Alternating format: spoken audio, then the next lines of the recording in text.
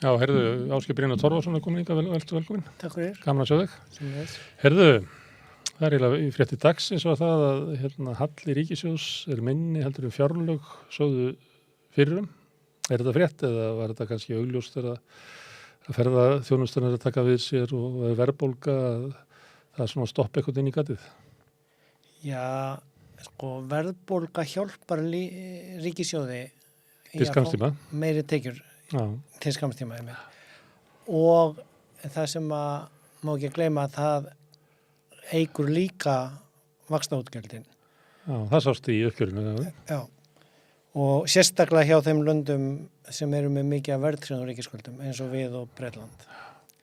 Þannig að, já, þetta er svona, verðbólgan er svona góð og vond fyrir aðila eins og ríkissjóði. Og mismunandi góð og vond eftir því hvernig þeir eru samsettir. Bjarni er svona einu fundi við að segja hallin er minni heldur en að ráða fyrir gert, það er jákvætt. Já, sérstaklega þú reiknaði með meiri halla þegar þú laðir upp með það. Hvort sem það var út af því að þú varst svo nýkomin út úr faraldri eða varst svo hræddur við stríðið eða hver sem forsendan er. En þá er það, hvað maður að segja, kannski ekkert... Stríðið var ekki komið þegar fjárlög voru sett. Nei, en þegar áætlunin, já. Það var COVID, það er held að COVID er lengra. Eða voru svona, menn vissi ekki hversu hratt ferðamann að þjónustan takja við sér, en hún hefur gert það aldeilis hratt. Já, og góðæri hjálpar hjá, allir í tekjuöflun ríkissjóðs, líka bara það að aðgerðinnar gegnum COVID létu færri verða atvinnulausa, efnahagslífið að fara rosalega hratt í gang, þannig að þetta bara... Já, það kemur allt í kassan út af þessu. En ég fór að leika tölunar sem að byrtust, þá var það eitthvað þannig að það er að kalla frumjöfnur sem er eiginlega bara tekjur og gjöld áður og byrjar að borga vextina. Að það hafi lækkað töluvert mikið og var komin í eitthvað 38 milljarða. Það hafi verið gert ráð fyrir yfir 100. Og síðan kemur að vaxtagjöldunum og þau hefðu hækkað á móti um 33 milljarða eitthvað leys. En svo sér maður þessar skuldir sem eru þarna og einhvern veginn þetta fóðrar þær. Þannig að til þess að reka ríkissjóð hallalausan miðað við þær forsendur sem eru þarna í fjárlögunum, bara as is eins og sagt er, að þá vantar svona 100-120 milljarða upp á annarkvort þetta auka tekjuðinnar eða samfélagið einhvern veginn að vaksa upp í þetta þannig að þetta hverfi á dularfullan hátt eða að þú þarft að skera niður. Já, það þarf eiginlega að greina þetta svolítið í sundur. Það var gott að reka ríkissjóð með halla gegnum COVID því það var eins konar stríðsástand. Það hefði verið miklu verra ef allt efnahagslífið hefði farið á hliðina. Hins vegar er ekki gott að halda áfram að reka ríkissjóð með halla þegar að stríðið er búið eða faraldurinn er búin. En svo er núna blúsandi góðari, aldrei minna atvinnuleysi, mikil eftirspurn eftir fólki. Já, og svona bókhaldslega myndi maður nú segja að það er eiginlega hræðilegt að vera ekki afla aukina tekna í áætluninni til þess að loka gatinu, að vera að leggja upp með fjármálaáætlun og fjárlög með svona miklu gati. Það er kannski ekki góð fjármálastjórn almennt séð en að vona eða reikna með að það komi síðan meira sem reddi því það hefur kannski oft hjálpað hér í þessu sveiflukennda landi að það hafa hlutinir ótrúlega oft reddast tíma. Já, og eða með heppni eða samblönd af því. Ég meina við fengum náttúrulega ferðamannabólu eftir bankahrunið. Við fengum endurgreitt úr þrotabúum gömlu bankana 100 milljarða, þannig við gátum gefið kosningarloforð hérna svokölluðu leiðréttingu á húsnæðis 80 milljarða og síðan gátum við borgað tilbaka alla skuldina sem að í raun og veru komið á ríkissjóð út af fjármálahruninu. Þannig að það er kannski svolítið hættulegt ef að mann venjast við að það sé alltaf hægt að redda þessu, sérstaklega þegar við erum komin í svona ástandi eins og við erum í núna. Sem er hvað? Ástandi eins og við erum núna? Já, sem sagt, það er þannig að við erum að koma út úr heimsfaraldri með nokkur 100 milljarða halla uppsafnaðan af 2 árum og við höldum áfram að plana þann halla út kjörtíðanbilið en það ekki vegna COVID-sins lengur heldur bara vegna misræmis á milli tekna og gjalda. Síðan hægt að redda sér út úr því ef það kemur eins og svona meiri tekjur í kassan en ef að útgjöldin verða líka meiri að því að náttúrulega þurfa heilmikið af greiðslum úr sjónum að hækka til samræmis við verðbólguna á einn eða annan hátt einhver tíman og spurning hvað minn geta teikt það lengi, hvað minn geta svona, beðið með það en þá þetta snýst alltaf tímabilið sem þú ert að horfa á. Það var hægt að fá tilbaka út úr þrotabúum bankana af því að það var einhver slitastjórn sem átti og nóg lengi gat selta, þurfti ekki að selja það í hraði og ríkissjóður heimtaði það síðan tilbaka með samningum og skottum og á banka og fleira þess áttar. Þannig að núna hins vegar ekkert þannig tromp upp í erminni til að borga tilbaka kostnaðin af baráttunni við veiruna og það þarf að gera það með allavega með því að vera ekki að halda áfram með gata á rekstrinum af því að þá getur maður látið vöxtin og hagvöxtin sem kemur og viðbótar svona tekjum sem koma því í að borga skuldina niður eftir því sem svona eftir því hvernig viðrar. Það í svolítið nýja planið fjármálareglur hjá Evrópusambandinu sem var bara verið að kynna í dag, ég er nú bara rétt að byrja að kynna með að það að vera ekki að setja harða reglur þú eigir að borga skuldina niður ákveðna prósent og ári samkvæmt fjármálareglum heldur að láta þetta svona jafnast út eftir getu hvers og eins lands miða við hagsveifluna og þess vegna ekkert slæmt í sjálfu sér fyrir ríkissjóð að hafa skuldir og ég vil hafa það lengi til að bera kostnaðinn á stríðinu. Ef við förum yfir á hina hliðina, þar sem er svona sögulega hefðin hjá mörgum löndum til að borga kostnað af styrjöldum yfir höfuð, það er það sem er kallað að inflate the debt, að láta í raun og veru skuldirnar étast upp með verðbólgunni, af því og það geta þau lönd gert sem eru með ríkisskuldinar óverðtryggðar. Sem ekki við?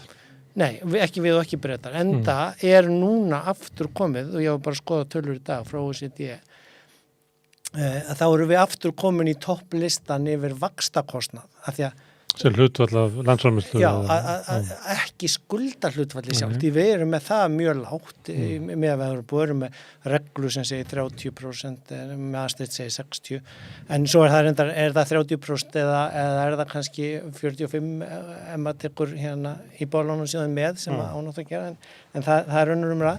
En sko aðalatriði þarna er hver er kostnaðurinn af skuldunum og við erum í heimsfararbroti í hækkun stýrivaxtana og við erum með mikið af verðtryggðum ríkisskuldum líka. Verðbólgan dettur beint inn í vaxtakostnað. Já, og þetta er breyting út af lögunum opinber fjármál, þannig að þá í raun og veru þurfum við að samræmast alþjóðlegum hagsýslustöðlum og gera eins og önnur lönd en ekki vera með sérreglur eins og við vorum áður. Og það er meðal annars aftur það sem lætur líka íbúðalánasjóð koma yfir í A-hlutan en ekki geta verið í B-hluta og það þarf með ekki talist með. Þannig að það er vegna alþjóðlegu reikningsskilastarlana fyrir en opinberu fjármál sem að það þarf að núna að gjaldfæra kostnaðin af verðtryggðu lánunum, þannig að þetta veldur ekki beinlínis greiðsluflæði, þetta er bókhaldshalli. En vextin hækka samt því að þeir vexti svo borgar núna, eða ertu ekki að borga vexti? Já, og höfuðstóllinn hækkar. Höfuðstóllinn hækkar, en þú ert að borga eitthvað vexti yfir árið. Já. Og þeir hækka vegna þess að vextir eru hærri hér en annars þar og að þeir eru verðbættir. Já. Þannig að við erum kannski þótt að við skuldum bara 20% af landsframleiðslu, að þá getur vaxtakostnaðurinn okkar verið svipaður og land sem skuldar 60 eða 70%. Já, það einu löndin sem eru fyrir ofan okkur núna á vaxtakostnaðargreiðslum eru Ítalía, Grikkland, Portúgal, Ungverjaland og Bandaríkin. Og það er ekki leið út úr þessu. Meðan að við erum með krónu. Meðan við erum með krónu og meðan við elskum verðtrygginguna og meðan þá er það bara svona. Að íslenski ríkissjóðurinn, hann getur skuldað helmingi minna eða kannski bara fjórðunga því sem að ríkissjóður Þýskalands kæmist upp með það eða Hollands. Já, Það hannig? Já, sko þess vegna hort á annars vegar frumjöfnuðin og hins vegar heildina. Þannig að sko það miklu dýrara fyrir okkur, hvort sem það okkur með húsnæðislánun okkar eða ríkissjóð, af því að við erum í fararbroti í heiminum að hækka vextina sem að kannski ekki svo gott í núverandi ástandi. Þú varst í fjármálaráðið, ekki? Jú. Og þið voruð að finna að því að þessi svona undirliggjandi halli væri þarna í gegnum COVID, það ekki? Já, sérstaklega í síðasta álitinu, eftir að COVID var í raun og veru að vera búið og það var eitthvað ráðagerðir hvernig þetta komst út úr þessu. Fjármála áætlunin sem liggur til grundvallar svona 5 ára, það hinn hlutin í lögunum, opið fjármála, til að sé ekki bara fjárlög og svo ef það kemur svona meira túristum þá getur veitt meira og svo til að sé ekki þessi svona stopp og gefi í harkalega eða svona haga eftir skyndigróða vindi að það sé meira langtíma áætlun og þá þarf að setja upp 5 ára plan til að hvernig ætlum við að komast til dæmis út úr einhverjum svona áföllum og þá það planir ekki? Já, það eins og áætlun sem var liggur frammi, fjármálastefnu þessara ríkisstjórnar og áætlunin sem var síðast apríl og kemur næsta apríl, 5 ára planið, að þá gert ráð fyrir halla alveg fram í lokin á því plani sem að minnka núna út af þessum bættu tölum en áætlunin miðar við að loka ekki gatinu og það var gagnrýnivert að því að sko samkvæmt fjármálareglunum í Evrópusambandinu aftur þá voru þær bara teknar úr sambandi þangað til í ár, það var framlengt 1 ár þangað til næsta ár og þeir eru síðan núna á fullu að breyta þeim reglum til að þegar þær komi aftur í gildi að þá skellist það ekki andlitið á þeir heldur að þá sé líka hægt að bregðast við loftslagsvánni og þessu stríði á þess að í raun og veru að það þurfa að fara í niðurskurð á opinberri þjónustu út af því og þetta náttúrulega líka sko það hægt að vaksa út úr vandanum og skuldunum með því að hafa svona langtímaplan en þá verða líka samspilið sem maður talar á milli peningastefnunar og seðlabankanum og ríkisfjármálastefnunar, opinberu fjármálana, það verður að spila saman. Með því að hækka vextinu svona mikið og hratt hér, að þá búið að gera vaxtakostnaðin bæði fyrir sveitafélagin, af því það undir þessum lögum opinberu fjármálana. Fyrir sveitafélagin sérstaklega. Við sjáum þau í vand út allt, Akureyri og Reykjavík og fólk bara veit ekki hvernig það bregðast við og menn að bregðast við með furðulegum hætti. Já, skera niður og svo hækka gjaldskrá sem kemur inn í verðbólguna. Rosa dýrt að leigja kút í Sundi, það bara allt hækka svona eins og það sé raunverulega aðgerðir. Sko. Og þetta orðið verðbólgu hvetjandi, þannig að þetta býr til sko, viðbótar vondan spíral inn í verðhækkanir þegar maður ætti í raun og veru miklu frekar að vera að horfa á að því þetta svo sérstakt ástand núna, þessi verðbólga sem kom út allan heim eftir heimsfaraldurinn, en ekki út af heimsfaraldurinnum, heldur út af innrásinni og hrávörðuvershækkunum og orkukrísunni. Og það í raun og veru vandi núna þegar allir seðlabankar út allan heim að hækka, en þeir eru að gera það í hröðum skrefum og sko við sjáum núna og það mikill munur á milli vandanum Bandaríkjunum og Evrópu til dæmis að í Bandaríkjunum var hallin í gennum COVID sko 15 og 12% af landsframleiðslu, 2-3 meira en hér af því að þeir voru með þarna leiðtoga landsins sem bara fannst þú að gaman að gefa ávísanir sem skrifa undir sjálfur. Já, og núna sjá menn þar að verðbólgan að hluta til tilkomin vegna of mikilla útgjalda, aukningar, en það alltaf auðveldar að sjá það eftir á höldurinn meðan þú ert í ástandinu miðju. Hins vegar í Evrópu verðbólgan út af orkukrísunni, hækkunin á orkuverðinu og útgjöldum síðan líka ríkissjóðanna til að reyna að bregðast við því og þetta svona mismunandi jafnvægisgangur en maður sér það alveg að seðlabankarnir verða að hækka vextina til að bregðast við verðbólgunni en þeir mega ekki gera það of mikið og of hratt af því þá setja þeir heimsækkerfið inn í sko, svo mikinn samdrátt og mögulega hættu á kreppu ef þeir gera of mikið. Þetta frekar við Evrópu heldur Bandaríkin. Það er annars konar verðbólga sem að Bandaríkin eru að glíma við. Það er svona of mikið peningamagn í umferð.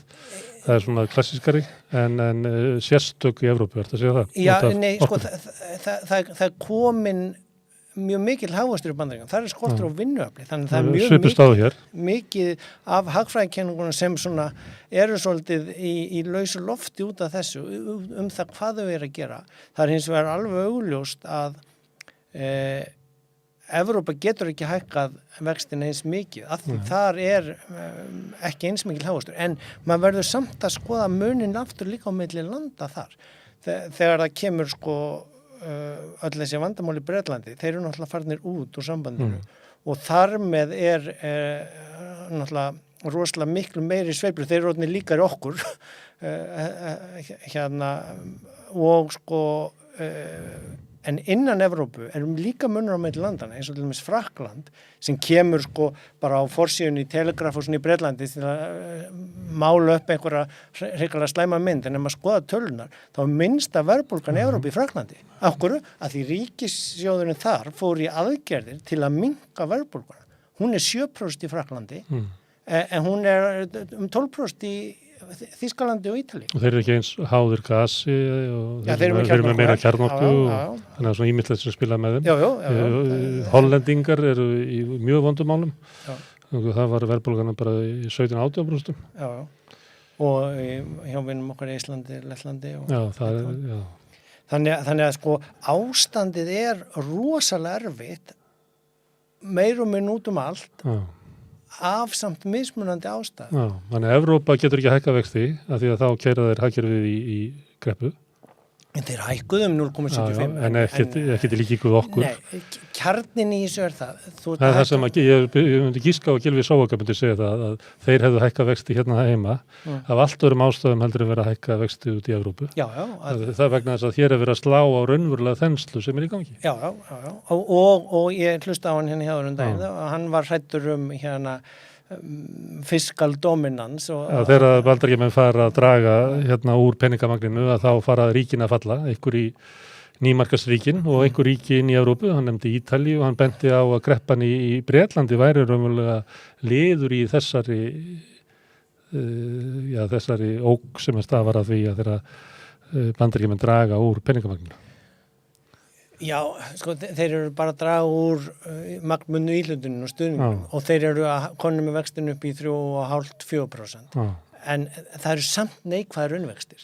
Það er það sem maður verður að horfa á. Það er þannig sem er verið að vaxa út úr vandanum við faraldurinn og í raun og veru hinn klassíska leið til að borga fyrir kostnaði af stríði, að þú skattleggur kapitaleigendurna með því að láta raunvextina vera neikvæða. Það er að segja að þannig það er hægt að setja það fram á mismunandi hátt þá eru sparifjáreigendur ekki að viðhalda verðgildi sinna peninga en þú heldur hagkerfinu gangandi og heldur atvinnunu gangandi. Byrðunum á verðbólgunni er dreift á milli fjármagnsins og þeirra sem að minnka til kaupmáttar. Þetta snýst það. Hvernig þú ætlar að deila út byrðunum og er kannski allt í lagi þegar kapitalið lífeyrissjóðurinn okkar búin að vaxa 20-30% á ári síðustu 2-3 ár og hlutabréfamarkaðurinn út af öllum þessum aðgerðum Seðlabankana, búin að fá allan þann stuðning þeirra, er kannski bara allt í lagi að þeir kapitaleigendunni séu með minni ávöxtur núna og raunvextinni neikvæðir meðan að við komumst út úr vandanum af og kannski skynsamlegt líka vegna þess að ef að það er hækkari og mikið vextir að þá getur lent í samdrætti í efnahagslífinu sem til lengri tíma er lakari niðurstaða fyrir sjóðina. Já. Það er hægt að hugsa þannig líka. Já, og fjárfestingin verður minni og það er út af þessu sem að er verið að fara miklu hægari vaxtahækkunar í kringum okkur, af því að það vita allir að gasverði lækkar ekki við að hækka vextina sko. Nei, ekki, og kornverðið ekki heldur sko. En húsnæðisverð á Íslandi lækkar, trúir. Já, og í Svíþjóð líka, þó að stýrivextinu þar séu nú ekki búin að hækka eins mikið á hér. Það dugði þar að fara með stýrivextina bara réttu fyrir nullið upp í 1-2%, en þar var markaðurinn náttúrulega, húsnæðismarkaðurinn búin að þennjast hann sér mikið út. Svipað hér. Já. En hann fjall í nafnverði, töluvert. Já, já. Þannig að raunverði fjalla mjög, það hefur ekki gerst hér ennþá. Nei og sko Og ekki- þarna skiptir síðan máli sko eins og ég var að lesa einhvers staðar núna í vikunni sko, ég meina þeir sem að voru að fjárfesta í húsnæði gegnum heimsfaraldurinn og eftir hann með uppsöfnuðum sparnaði að þeir aðilar sitja bara á húsinu því það er fátt betra en að eiga fasteign í verðbólgutíma því að hún fer upp í verði að því gefnu aftur eins og með ríkisskuldinu að þú getur borgað af skuldunum og sért ekki með ekki of mikið skuldar hlutfall heldur ekki of ekki háa greiðslubyrði og þess vegna skiptir vaxtastigið máli. Þú sér það ekkert út úr málum í Evrópu, hvað að fara að gerast? Eru það að sigla inn í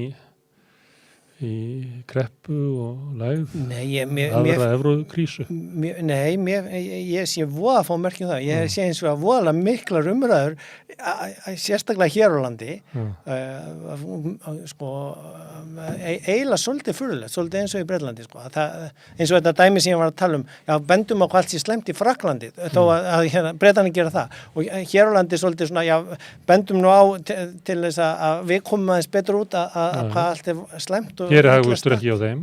Já, okkur er minni verðbólga á þeim. Þetta er það sem ég ætla ekki að segja. Já, en ef þú tekur nú samræmdu verðbólgumælingarna frá þeim, þá ertu ekki með húsnæðisverð inni. En af hverju viljum við hafa það inni í okkar? Nei, þá er minni verðbólga hér að bara Sviss sem er undir Íslandi. En reyndar hefur sko króna gefið eftir gátt evru, ég tók eftir því, það er lækkað svona 5% á svona síðustu bara viku. Þannig ég veit ekki hvað. Kannski það út af íbúðalánasjóði? Sko, auðvitað geta hlutirnir farið illa í Evrópu. Aðalega út af því að það er stríðar og það er mjög dýrt. En ég hef hins vegar ekki séð eins miklar og hraðar breytingar innan Evrópusambandsins eins og síðustu 3 ár. Fyrsta lagi við faraldurinn. Það sé að skána. Já, og sko, í raun og veru breytingar. Sjáðu til, sko, við lifum hérna í einhverju luxuseyju með nóga rafmagni og nóga mat en búum til okkar hérna fasteignaverðshækkanir og búum til okkar hærri vaxtakjör og svona. Okkar innræktaða óréttlæti. Já, að því við viljum sjá til þess að kapitaleigandur fá jákvæða raunvexti. Það er stefnumarkandi ákvörðun bara vilja það og síðan hvernig menn ætli þá að vaxa út úr vandanum og uppsöfnuðu skuldunum þarf þá að gera með niðurskurði á útgjöldum ríkissjóðs til að borga það niður ef mann vilja ekki gera það gegnum vaxtakostnaðinn. Það sem að maður getur séð í sko þeir sem eru í alvöru vanda, náttúrulega ekki að fara inn í stríði sem er náttúrulega inn raunveruleg vandi en sko, Evrópa skipti út sko, dró saman gasnotkuna sínum 15% og skipti út kaupunum á því sem þeir keyptu í svo miklu magni frá Rússlandi og eru búin að kaupa frá öðrum stöðum núna, meðal annars Noregi og það er kannski eitt dæmi hvernig væri hægt að búa til sko, mjög alvarlega efnahagskreppu í Evrópu. Það er ef að þessi nágranni í austri myndi gera leynilega eða opinbera árás á þessa einu gasleiðslu frá Noregi til Þýskalands að því þá er aftur gasverðið að fara upp. Gasverðið er búið að fara niður. Það er búið að fylla 90% af öllum töngum. Það er mjög sér neikvætt verð á gasi að því tankarnir eru orðnir fullir og skipin sem koma með fljótandi gasi. Það er ef þú brennur þessu. Já, og þau eru bara að snúa við í Súezskurðinum sko og fara til Asíu að því að sko þannig að þetta er svakalega óstöðu ástand sem að sko getur breyst mjög hratt en þær breytingar sko sem að maður sá með Green New Deal sem kom í heimsfaraldrinum er verið að implementa núna út alla Evrópu. Það er verið að einangra húsinu upp á nýta, verið að setja sólarpalanu. Þeir eru að hraða sér yfir í græna orkuframleiðslu á sko rosalegum umbreytingarhraða sem að einmitt krísur gera möguleikan á umbreytingum og breytingum. Þannig að það ekki ræst sem að sumi sögðu að orkukreppan myndi hægja á þessu frekar heldur hitt. Að menn færu núna í svo Bretarnir að sækja kól með furðulegum hætti og menn færu að... Jú, svo hætta náttúrulega fyrir hendi. Ég meina, fólki sem býr í Kaupmannahöfn og á hybridbíl, það ódýrara fyrir það að kaupa dísiláan heldur en að hlaðan, að því þau þurfa að kaupa Evrópuverðsrafmagnið.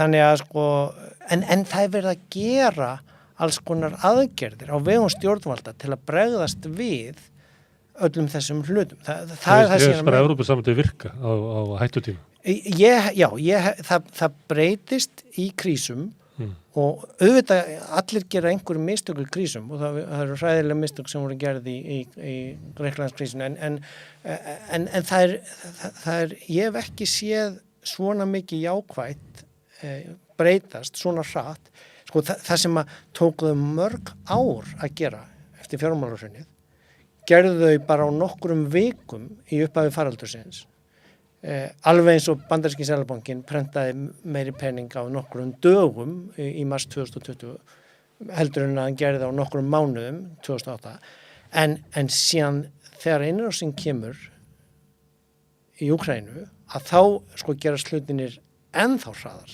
og allt sem var búið að undirbúa að leggja upp hérna Next Generation EU sem sagt sameiginlega lántökur Evrópusambandsins hérna svona björgunarsveitar búna, það voru þyrlur og slökkubúna þegar skógareldarnir voru frá milli landa eins og við erum að fá hingað í loftvarnaeftirliti hjá okkur. Það sem vantaði ákvarðanir, það sem að mikilvægið var ljóst fyrir að þegar áríðanleikin kemur út á krísunni að þá smellur þetta saman. Já, og að því menn eru búin að vera undirbúa sig og vinna á fullu í að búa til nýjar stefnumarkandi aðgerðir, pólisjur, setja upp plön og tól, þú veist, það, ég meina, sko, og það er að gerast rosalega hratt svo breyting. Þess vegna finnst mér svo furðulegt þegar aðalfréttirnar frá Evrópu hér á landi og í Bretlandi mögulega er bara hvað allt sé miklu volaði í Evrópu, af því að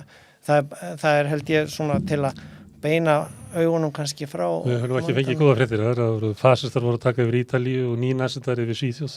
Það var ekki komið mikið að góða fréttum nú pólitíkinni. Nei, við lifum rosalega tíma á því sviði. Hérna. En þess þá heldur skiptir réttaríkið að reglubundin markaður sem er kjarnin í Evrópusambandinu, einn markaður sem að allar jafnar reglur gilda á fyrir alla. Ef þú ætlar að fá að vera með á honum, þá þarfst að uppfylla okkar reglur og það er í raun og veru okkar eina von út úr svona ástandi þegar það eru komnir klikkaði kallar sem ráða mörgum af stóru löndunum í kring og beita svona skítaðaferðum til að búa til vanda í hinnum ríkjunum. Ég veit ekki hvað ég skemmtaði með því að vera með andmæli við Evróputalinu, en til dæmis hérna hækkun á gasverði, það kom ekki gas, það leiddi til hækkunar á allri annar orku út af orkustefnu Evrópusambandsins. Já, að því það er eitt sameiginlegur markaður. Já, þannig að þeir sem framleiddu orku með vassafli í Noregi fengu allt í einu fimmfalt verð þó að það hafi ekki verið neitt aukinn kostnaður. Já, enda er verið að setja hvalrekaskatt á þau fyrirtæki. Það er verið að setja hámarksverð á gasið. Það er búið að vera að styðja orku sölu fyrirtækin til að losa þau undan vandanum við framverkusamningana þeirra. Þú veist, þetta er nákvæmlega dæmi sem ég er að tala um hvernig viðbröðin og hversu hratt maður sér breytingarnar verða þar. Það er ekki verið að halda bara í sömu gömlu reglunar eða að ætla bara að fara aftur í allt sama gamla farið eins og það var áður, trúa því að við séum að fara tilbaka í heiminn eins og það var fyrir COVID. Það er stór hættulegt. Herðu, ég nefndi að þú hefði verið í fjármálaráði og þú nefndir Íbúðalánasjóði eða IL-sjóði. Þeir hafa verið í fréttum. Mér minnir að þið byrjuðu að gera athugasemdir við þetta mjög fljótlega, hvernig þess að tifandi tímasprengjur þetta var og hvað þetta var svona staðsett hjá ríkinu? Já, sko, tímasprengi, þetta hefur náttúrulega verið vitað í 10 ár. Þetta bara vandi sem hefur verið svona sparkað niður götuna eitt og undir sig að því það og erfitt að taka á honum. Hann reyndar kom sér ákaflega vel í COVID að því þessi sjóður fyrir pening, það í raun og veru vandinn að því hann fjármagnaður á háum vöxtum sem að meðal annars að stórum hluta lífeyrisþjónunar að eiga. Þannig að þeir eru náttúrulega að njóta þessar stóru háu vaxta sem eru hærri heldur en vextir á húsnæðislánunum. Þannig að ríkið gat fengi lán þarna fyrir COVID. Í gegnum COVID, já, og á góðum kjörum. Já, og sótti þarna tvisvar gríðarlegur upphæðir, 100 milljarðar annarskipti og 70 milljarðar seinnaskipti, 90, ég man ekki. Á betri vöxtum heldur en fjármögnunin. Þannig að það bara bætt á hallan inn í framtíðinni. En þarna kemur aftur hvað að segja, að utan, ég var að tala áðan sko, fjármálaráðið kemur til út af lögum opinber fjármál þar sem verið að uppfæra hvernig við færum bókhaldi hér til samræmis við alþjóðlega hagsýslustaðla og tökum hið opinbera saman, sveitarfélag og ríki, þannig að það sé ekki hægt að vera einhverjum leik þar á milli, að kasta á milli verkefnum og kostnaði, hið opinbera, það eru við öll saman og reksturinn á því þarf að vera sjálfbær og uppgjör þarf að sýna raunverulega stöðu. Já, og þá kom meðal annars frá Hagstofunni í Evrópu ábendingin það að flokkunin að það var farið yfir 24 ríkisstofnanir en svo stærsta og mikilvægast af þeim sem var ranglega færð hér með við alþjóðlegu reglunar var það að hafa íbúðarlánasjóð í B-hluta, þar að segja þannig að skuldirnar þaðan töldust ekki með ríkisskuldunum hér en að því að það og þær skuldir voru hvað miklar?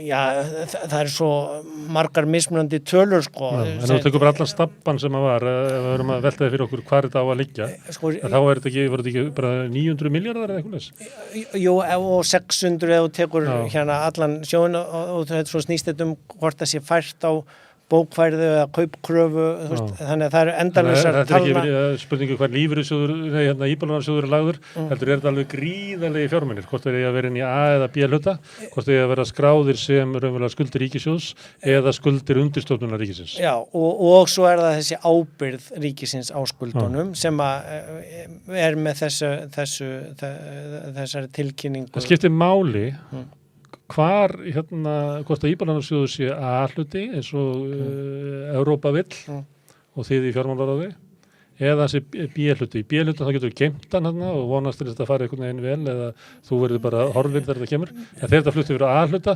breytist eðli ríkisábyrgðunar? Nei, sko ríkisábyrgðin er skrifuð á brefin, skuldabrefið. Það að flytja úr B í A til samræmis er bara hvort þetta teljist með opinberum skuldum, þessi skuld. Hluti af vandanum hefur þegar verið greiddur úr ríkissjóð. Þar sem ríkissjóður hefur sett pening inn til að standa undir hluta af þessum alla. Þetta snýst hvort að ríkissjóður þurfa að halda áfram að gera það núna næstu árin til 2044 þegar að síðasta skuldabréf eru uppgreitt eða hvort að sem að tilkynningin núna fóla einhverju leiti í sér frá fjármálaráðherranum að við viljum bara gera hann upp, við viljum loka búlunni. Það bara núna, fyrir áramót. Þess vegna er ég að spyrja þig, þannig að það kemur allt í einu, þetta er búin að vandamál, þú sér 10 ár, þú gætir sagt þetta að væri vandamál sem var ljóst bara 2004, að þú veist þetta væri. En núna allt í einu fyrir mánuði síðan, að þá vill Bjarni bara leysa þetta fyrir áramót. Og ég er að velta verið með hvort það skiptir máli að áramótina þá fari samkvæmt kröfu Evrópsku Hagstofunnar að þá verði að færa skuldir lífeyrissjóðs sem opinberar skuldir. Skuldir íbúðalánasjóðs. Ríkissjóðs. Hvort það skýri einhvern veginn þessa tímapressu sem er alltaf komið inn í málið? Ég er ekki alveg nóg mikið inn í þessum díteilum hvort að þú veist, de facto ef að það væri að þá þarftu bara að breyta skuldahlutfallinu úr 30% í 45%. Við erum þó langt frá 60% sem eru Maastricht skilurinn. Það getur verið einhverju fjármálandur óttist að Moody's eða einhverjir telji þetta að skipta máli og við fáum ekki sömu einkunn og áður. Já, maður getur þó líka haft ágjör af því að Moody's finnist það nú ekki gott að fela eða að háta að setja í þrot af því það getur náttúrulega smitað yfir á ríkisjón. Ætlaðir í alvörunni eða er þetta bara eitthvað tricks á blaðamannafundi og þetta er svolítið líkt og tröstdæmið í Bretlandi. Þú veist, þegar að þar eru þó djúpir fjármálamarkaðir sem fylgjast með og þegar að hún segir og kvarteng, fjármálaráðurinn hennar, segja við ætlum bara reka okkur með halla til að lækka skatta og að þá segja bara fjármálaráðurinn, þá viljum við fá meira borgað fyrir að lána ykkur penning. Þið eru óábyrg í ykkar stjórn. Þannig að markaðurinn var ábyrgar í stjórn opinberra fjármála. Og er raunverulega hætt á því að Íslenska ríki geti lent í einhverju slíku eftir því hvernig verður farið með þetta íbúðalánasjóðsmál? Ég hef nú ég held að þetta sé einhvers konar taktík núna til að reyna að ná fram samningum. En þetta er gríðarlega hagsmunir. Gildi, held ég segja, þegar búið að skerða lífeyrisgreiðslur út af þessu? Færðu eignina sína niður 12 milljarða? Já, ekki búið að skerða lífeyrisgreiðslur en færa niður Þetta er gríðarlega hagsmunir. Það urðu við. Þetta er líka réttlæti spurning og með því að láta þetta falla á lífeyrissjóðina þá fellur þetta ójafnt á fólk eftir því hvar það er. Sumir eru ekki með lífeyrissjóðu sem eru þarna inni með þú veist það er misjafnlega stórir hlutir. Aðrir eru líka bara varðir fyrir launagreiðandunum. Þannig þetta er óútkljáð mál. Það er hins vegar ekki víst að það sé snjallt að fara í kennitöluflakk eða með svona stóran skuldastafla. Og á 1,5 mánuði, það er mjög stutt til áramóta. Já, það er en það er nú væntanlega til að setja þennan samningamann í að reyna að ná einhverjum samningum. En ég held að það sé miklu mikilvægara að skoða þetta heildstætt og í heild af því að þetta er einn af stóru póstunum sem að liggur á ríkissjóði, þetta er langtíma, þetta er fram til 2024. 2044 og eins og við bendum á í álitinu síðasta sem ég skrifaði þá byrjar þetta að tikka inn 2000 undir lok tímabils núverandi áætlunar, en eftir svona 5-6 ár var þetta að byrja að fara, þannig að það er óábyrgt að bara horfa framhjá þessu og gera ekki neitt með þetta.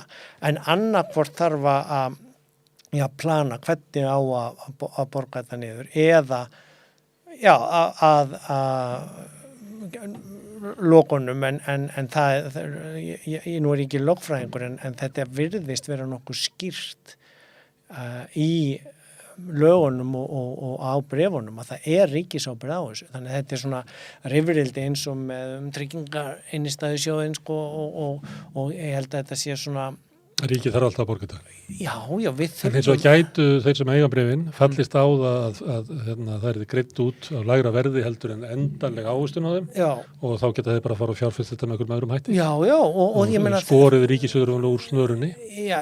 Það sem hann hefur eiginlega ekki tækifæri til þess að fjárfesta þessa peninga. Nei, og ég meina þetta er þetta er náttúrulega hræðilegu gjörningur í upphafi og þetta er og svo var að fara hræðilega með sjóðin eftir hrun líka. Já,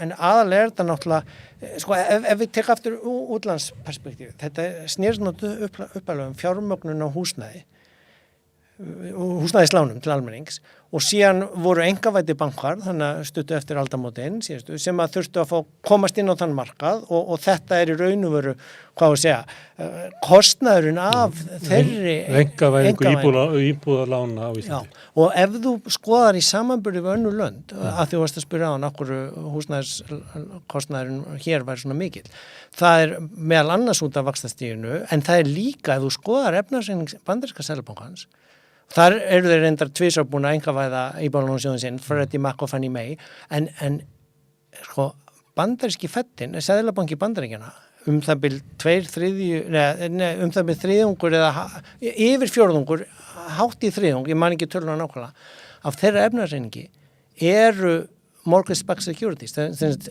skuldabréf til íbúðalána.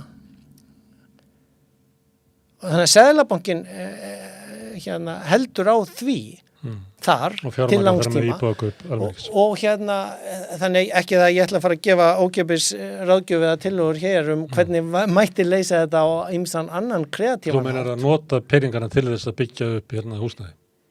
Já, ég meina það er vandið, það er svo mikið af peningum hann inni og þetta snýst hver á að fá ávöxtunum af því, ávöxtunum og kröfuna af því og það mætti ávöxtu þetta með húsnæðisuppbyggingu.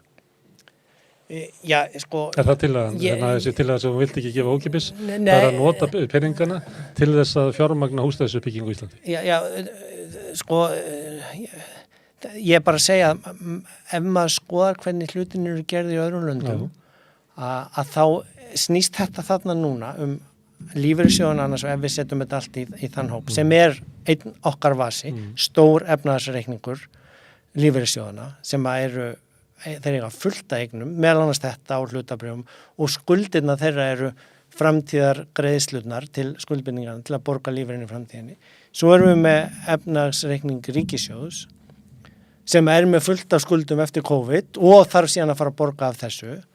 Á eignarhliðin er náttúrulega allt sem við eigum, veginir en líka framtíðar innflæði af skattekjum í framtíðinni og síðan erum við með efnahagsreikning sem er efnahagsreikningur Seðlabankans og hann í mörgum löndum var notaður til þess að fjármagna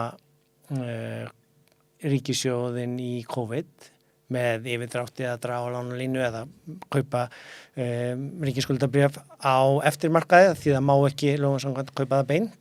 Það var þessum Gylfi var að tala hjá þér með dóminansinn en sko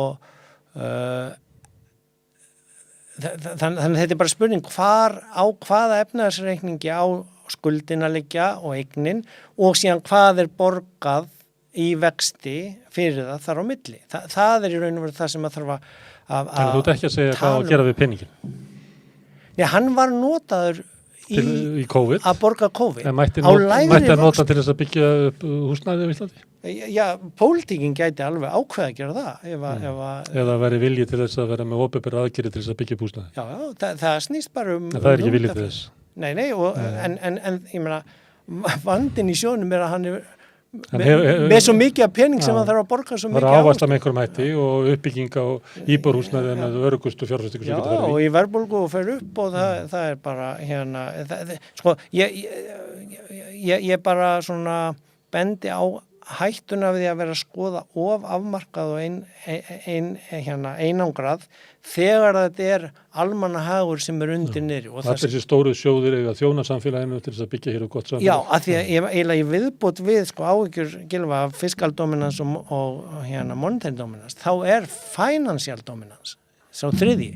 Það er að segja á bara fjármálakerfið að ráða öllu og hvorki peningastefna Seðlabankans né ríkisstjórnin og það er til dæmis gert þegar þú tekur símastöðurinn okkar alla og selur það á landi til einhver sjóðs og tekur arðgreiðsluna af þeirri sölu og borgar hann út til eiganda sem eingreiðslu. Þarna er komin sko financial dominance, þannig að þú ert bara að leggja á símnotendur framtíðarnar hærri greiðslur af því að það þarf að borga ávöxtun á fjárfestinguna til nýju eigandana símastöðunum og eigendur við gjörningin á bréfum í félaginu fengu út einskiptisarð sem að þarf síðan að endurfjárfesta og það fer ekki að fjárfesta í betra símakerfi, það er borgað út í arð.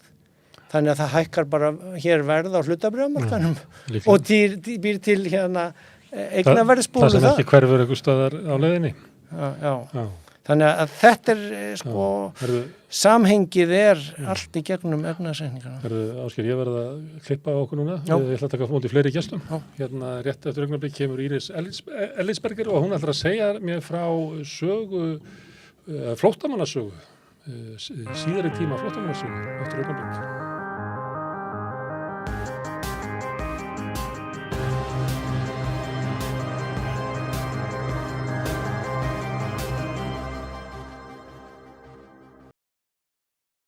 Já, Íris Ellenberger komingað, sagfræðingur. Þú hefur skoðað, það verður kallað flóttamannasögu Íslands á þessari síðustöld. Já, ég er og spurningin náttúrulega sem að maður verður að spyrja þig að því að það gekk fram að mörgum svona ofbeldi sem var í síðustu viku.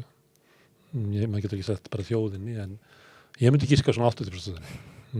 Að bara fólki fannst þetta óþægilegt að horfa á þetta. Og þá er spurningin, höfum við ekki bara alltaf komið svona fram við hælisleitendur og flóttafólk? Nei, þetta voru sko óvenju harðar aðgerðir og ég fór einmitt svolítið svona að hugsa einmitt hversu líta svona aftur og að svona reyna að finna einhverjar aðgerðir sem að væru sambarilegar og var fyrst að hugsa samanburðin við brottvísun gyðinga síðar í heimsstyrjöldinni en það voru 19 manns, þeim er ekki öllum brottvísað einu, það var ekki svona mikill lögreglu viðbúnaður þannig ég komst svolítið að þeirri niðurstöðu að við þurftum að líta allt til ársins 1921 þegar Natalie Friedman var vísað úr landi, hann var haldinn næmum augsjúkdómi þar sem var 10 daga umsátur heimili Hendriks Ottóssonar þar sem hann bjó þannig að Íslendingar hafa ekki komið vel fram við flóttafólk, sannarlega ekki og það hefur svolítið svona verið stefna íslenska stjórnvalda að reyna að takmarka innflutning flóttafólks eins mestu þau geta. Þú nefnir söguna drengin var þetta í Suðurgötunni? Kannski ekki allir sem eru að hlusta á okkur sem að vita þetta. Hvað snerist það? Yfirvöld? Hvað var það sem við óttuðust við þennan dreng? Hvaða ógn stafaði honum til þess að yfirvöld væri með svona hörku? Náttúrulega sko opinbera skýringin væri svo hann væri með augsjúkdóm sem að væri smitandi og það var heimild í lögum til þess að vísa fólk úr landi ef það væri með smitsjúkdóm sem að var notuð í þessu tilviki. En hann var náttúrulega frá Rússlandi, hann var á heimili Hendriks Ottóssonar, kommunistleiðtogans, þannig að það hefur spilað inn. Þetta er byltinguna, þetta eru 4 ára eftir byltinguna. Þannig að það hefur spilað inn í þar líka. En sko, þetta var kannski svona, slók að einhverju leiti svolítið tóninn, sko, að það hefur verið mjög mikil tregða til þess að einmitt að bjóða flóttafólk velkomin til Íslands alveg fram til síðustu aldamóta í rauninni að þá var reynt að taka einungis við kvótaflóttamönnum vegna þess að þá var hægt að fara erlendis og handvelja fólk að fara í flóttamannabúðir og Íslendingar sendu sína fulltrúa þangað sem að handvöldu fólk sem að þóttu heppilegt af einhverjum ástæðum en fólk sem að kom hingað í leita alþjóðlegri vernd og kom á sjálfstáðum að það var eiginlega algjörlega tekið fyrir það að það var einn sem að fékk stöðu flóttamanns árið 1999 og annars bara þekktist það ekki fyrir Þannig ef þú komst á einu veginn þá bara færið ekki hæli hér.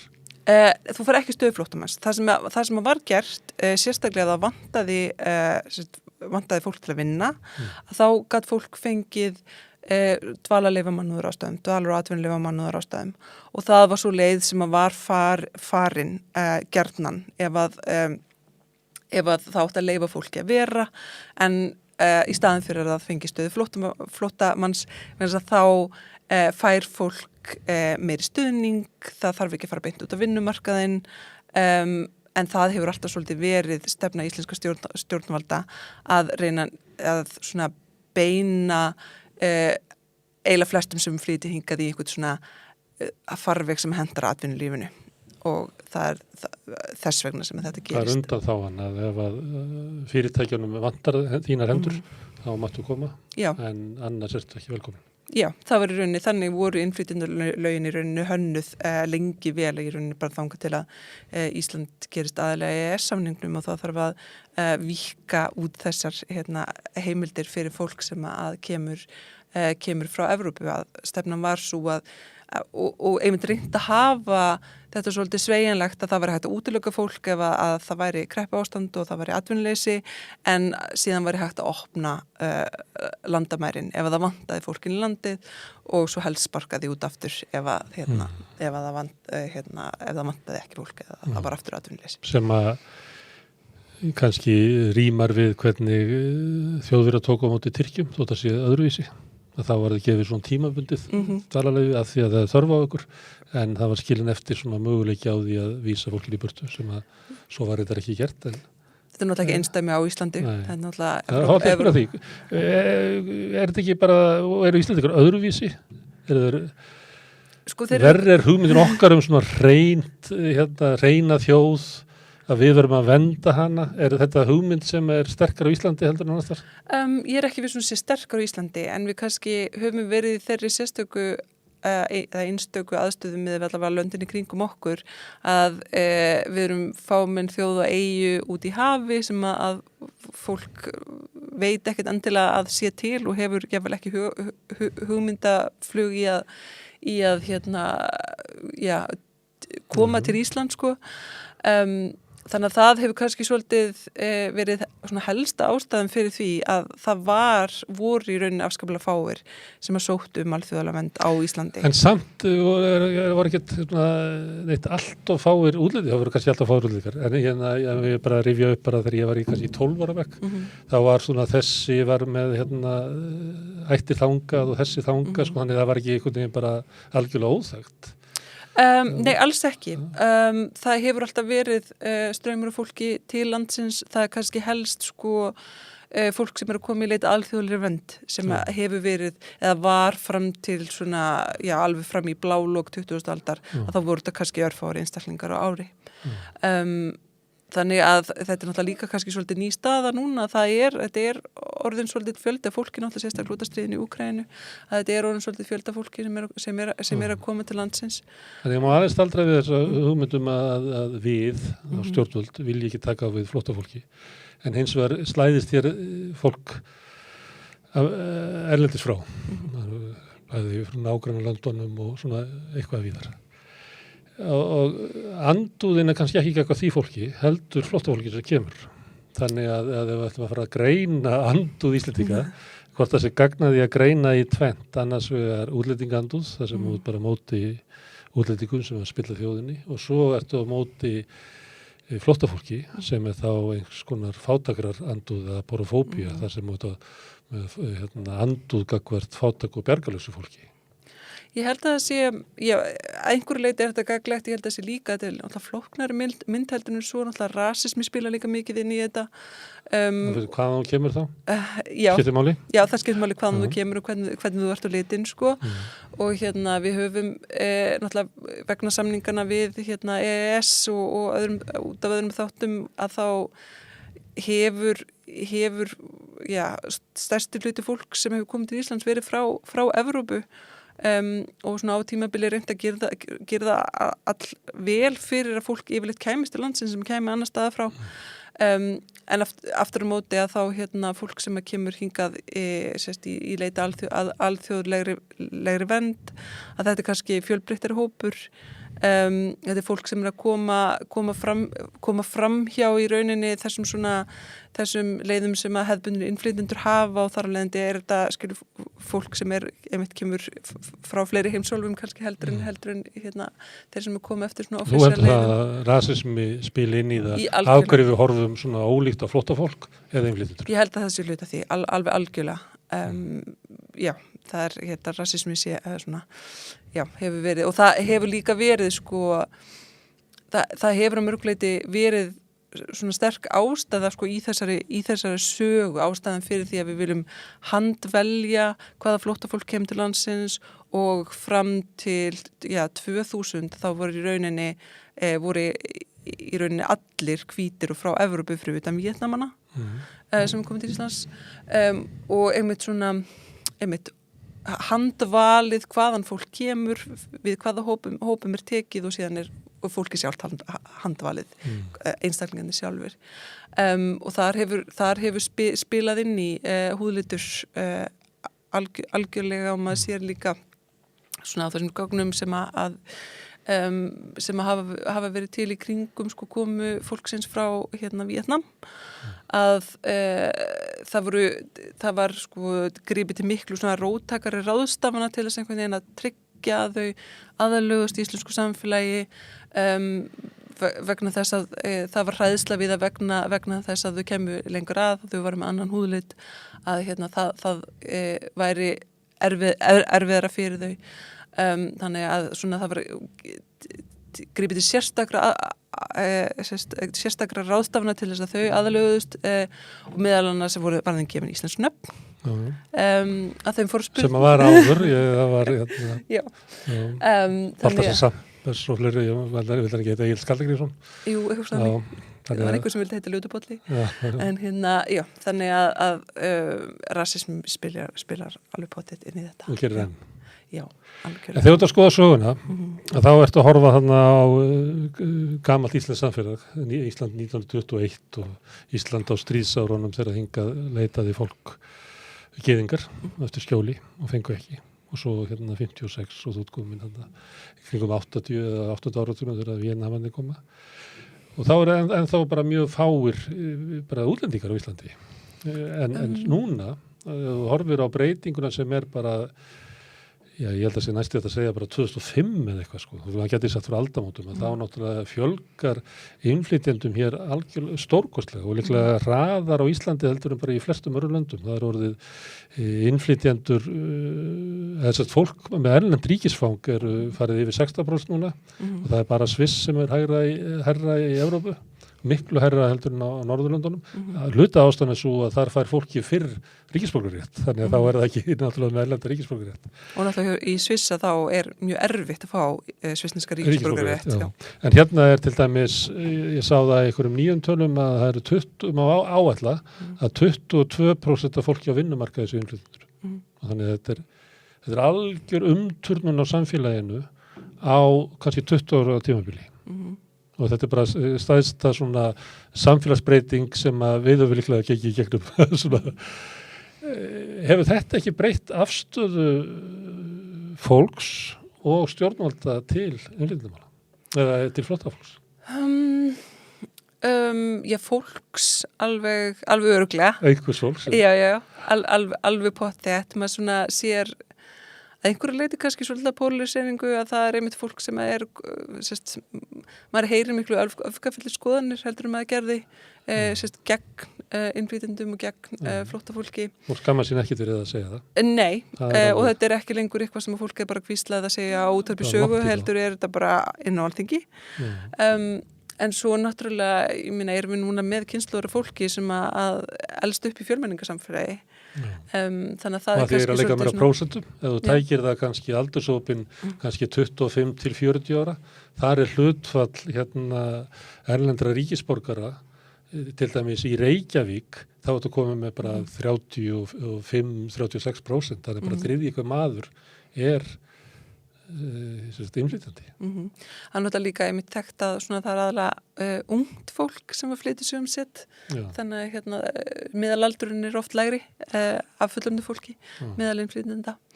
En jú, sannarlega þá er þetta samfélagsbreytingar. En sko... En komaðu fram í afstöðu stjórnvalda? Sko, það sem kemur kannski einhver leiti óvart er að afstæða stjórnvalda virðist vera svona frekar stöðug. Að það er alltaf þessi afstæða að reyna takmarka innflutning fólks eins og kostur er. Sérstaklega flóttafólk sem kemur hingað eigin vegum og sækir alþjóðlega vernd. Og beina fólki mjög sterkt inn á atvinnumarkaðinn að svona og svona held að réttlætingin sem maður heyrir sem hefur verið við líði mjög lengi að það stjórnvöld réttlæta það að fólk fái að koma hingað inn vegna þess að það nýtist atvinnulífinu. Þannig að við erum alltaf svona, það er alls nýtistefna sem er í gangi. Ótti við svona fátækt fólk eða föru fólk. Já. Svona djúpstætt í menningu okkar. Já, einmitt. Alltaf verið að tryggja að fólk hafi framfærslu, að það gerist ekki byrði á kerfinu. Þannig að, og það hefur ekkert breyst, að það hefur verið eins síðan 1920 og 1927 þegar fyrst útlendingalögin voru samþykkt. Þannig að það er svona, já, svona kemur að einhver leita óvart að við séum ekki farin að endurhugsa þennan málflokk svolítið. Að við séum ennþá við sama heikarshornið með þessa nýtjastefnu. Hreinleika þjóðarinnar, eitthvað svona, eru hlutið þessu? Já, að einhver leiti virðist það ennþá vera við líði og þessi svona, og þessi, sko, það sem dómsmálaráðherra hefur verið að tyggja á og fleiri núna, sko, þessi svona ótti við flóðbylgju flóttamanna sem er náttúrulega svona, já, ákveðið tæki sem hefur verið notað á marga áratugi til þess að svona ala á tortryggni og andúð gegn innflytjendum.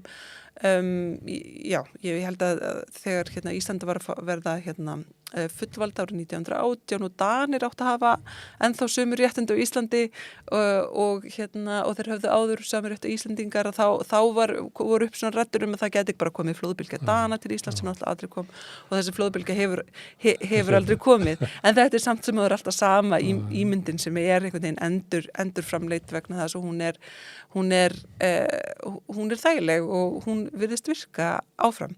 Þannig að það er margt sem hefur breyst en það er líka ýmislegt sem er eins og hefur ekkert breyst sem er áhugavert og mögulega líka áhugjefni. Þannig að hvað getur við sagt, afstaða megin þóra almennings breytist hægt og stjórnvalda kannski enn hægar. Til dæmis aðra svona rannsóknir sem myndu geta verið gegn því sem að haldiði fram byrði samfélagsins af innflytjendum og flóttafólki. Það er bara ekki hægt að sýna fram á það sé hingað til. Að innflytjendur og flóttafólk hafi verið byrði? Já, séu byrði á samfélaginu. Síður en svo, ég held að það sé orðin bara svona almennur konsensus sko meðal fræðafólk sem að það sé mjög þjóðhagslega hagkvæmt fyrir samfélag að flóttafólk og innflytjendur bara hafa þessi vinningur og skjótu brakettu fyrir hvert sem kemur. Já, það líka við, já. En samt breytist ekki afstæðan? Nei, þannig að breytist ekki afstæðan sem er áhugavert. Það mætti segja kannski þetta sé málaflokkur sé að mörguleiti svolítið bara svona factory system sko.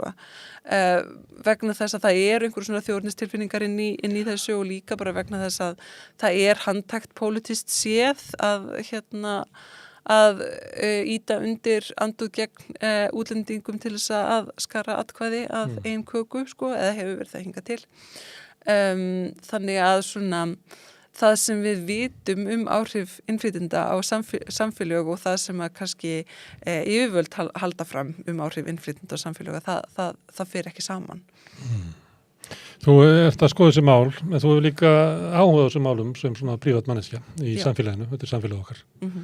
Hvað finnst þér ókvæðilegt að sjá svona andúðina, hvernig þú birtist og hvað hún er svona falskólas? Já, algjörlega. Ég var eftir að ég sá þarna þessi myndbönd sem að var verið að pósta á handtökunni fyrir viku síðan að komið mér í svolítið uppnám, ég verði alveg viðurkenna það. Líka náttúrulega vegna þess að ég sjálf dóttir innflytjenda, faðir minn hann er innflytjandi frá Sviss einmitt og þannig að svona þú ert góður innflytjandi. Ég telst vera góður innflytjandi, allavega á stundum. En þegar ég er kannski það nöldri stjórnvöldum, þá þykir ég kannski ekki eins góður innflytjandi. Já, ég er náttúrulega hvít og ég er ég starfa við Háskóla Íslands og er í virðulegu starfi, þannig að ég er bæði ég og faðir minn vorum góður innflytjendur, eða faðir minn var góður innflytjandi. Það er ekki ég að stríða svolítið. Já, þetta er náttúrulega En mér langar að spyrja þig, sko, hvað gerum við? Hvað finnst þér að gera? Eitt er að þú veist að allir séu að hneykslast skoru öðrum fram og tilbaka. En við höfum þess með bandaríssamfélagið þannig. Það eru bara tveir hópar sem hneykslast skoru öðrum fram og tilbaka. Hvað er það eitthvað sem að við getum gert til þess að eitthvað milda þessi átök þannig að við séum svona, eigum bara skapleira samfélag, sko? Taka slaginn, myndi ég halda, ekki leyfa þessari orðræðu að grassera ef það er eitthvað sem við erum í aðstöðu til að gera og náttúrulega kannski sérstaklega svona fólk sem hefur svona plattform aðgangu fjölmiðlum að andafa þessari málflutningi sem að stjórnvöld eru að viðhafa núna og afhjúpa náttúrulega það sem hefur náttúrulega líka verið að gerast núna er að og sérstaklega dómsmálaráðherra hafi bara verið uppvísum lígar sko og vera vísvitandi að ljúga til þess að fegra sinn málstað og það náttúrulega að mótmæla því hávert það fólk sem hefur plattform fyrir það en náttúrulega við í okkar daglega lífi á kaffistofunni, í kaffibúðunum hjá fjölskyldunni að setja spurningamerki við þessa innflytjendafjandsamlegu orðaræðu og líka lyfta upp röddum innflytjenda þegar við höfum tækifæri til þess á samfélagsmiðlum og víðar. Meðvitundum að það við erum sameiginlega að búa til samfélagi sem við lifum í og við eigum að leggja eitthvað til þess. Algjörlega. Þó það sé ekki annað en yfir brauðtertunni í fermingarveistlunni. Og líka að hugsa til þess að við höfum alltaf verið samfélag sem hefur verið með innflytjendur. Jafnvel þótt að þeir séu kannski meira ábærandi núna heldur en þeir hafa verið. Og ég hef til dæmis rannsakað samfélagið í Reykjavík aldamótin 1900 og það var mjög þverþjóðlegt samfélag. Þar sem fólk kom og fór af ýmsum þjóðarinnum og lagði og setti sinn svip á bæjarlífið. Þannig að þetta er ekki eitthvað sem er algjörlega nýtt í íslensku sögu, heldur... Þú ert sakfræðingur. Getur það ekki samt verið segjum að við myndum fara að gera þetta? Þá náttúrulega tölum við innflytjendur frá Þýskalandi sem að fluttu inn músík til Íslands og við tölum árif Þútrúsis, Dieter Roth sem að bjóð til heila nútíma farvegi fyrir nútíma list á Íslandi bjóð til heila bara kynnslóð af myndlistamönnum sem að sumir allavega en þátt á stað. Þá er svolítið hægt við að við fyrir að segja sögu af hinnum góðu innflytjendum, velaukuðu innflytjendum. Já, það mjög ekki gera, ekki bara. Nei, þannig að það er það sem að ég var eitthvað að reyna að koma áðan með anduðina innflytjendum eða útlendingum og svo hinnum bjargalausu. Það er kannski ef við æfum okkur einhvern veginn í að búa til sögu sem að hinnu bjargalausu fá að vera með í sögunni. Ekki bara ef þú rýst upp úr bjargalausinu og skara fram úr. Já, ég held að það sé... Ég bara hugsa gott. Já, akkurat. Og það voru náttúrulega einmitt þessi svona rassism og stjættismi sem að einkennir hugmyndir okkar ákveðna innflytjendur. Það er eitthvað sem við þurfum að skoða og vera vakandi fyrir algjörlega. Herðu, frábært að tala við þig. Og við ætlum að halda áfram að tala ekki flóttafólk, heldur innflytjendur og konur af erlendur uppruna hér eftir augnablik.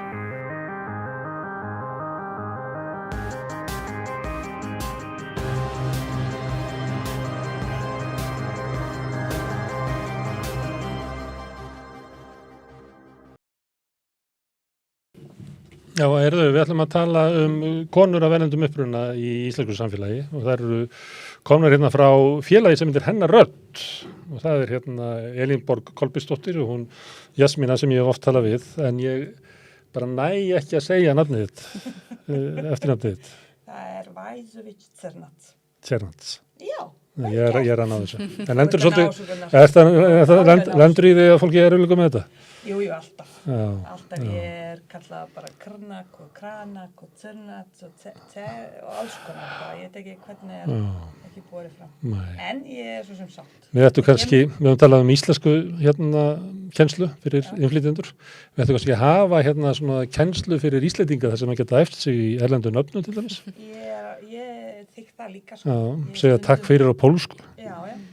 Við ættum kannski að hafa það þannig. Það er dziękuję, held ég.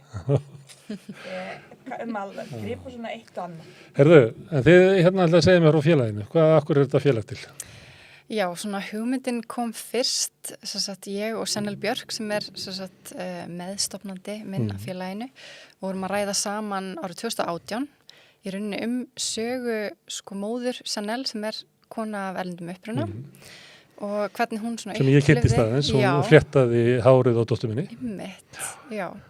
Og hún, hvernig hún upplýði Íslands samfélag og hún var sjálf þegar hún bjó hér, hún býr ekki lengur, flutt til Bretlands, en hún var að safna sögum kvennaverðum uppruna í bók sem því miður kom ekki út. En við vildum svolítið taka upp þráðinn og við byrjum á að vera með pallborðsumræður með konum að erlendum uppruna 2019 og það var bara almennt upplifun kvenna verðum uppruna í íslensku samfélagi og þetta voru bara pallborðsumræður og það var bara allt rætt á þeim.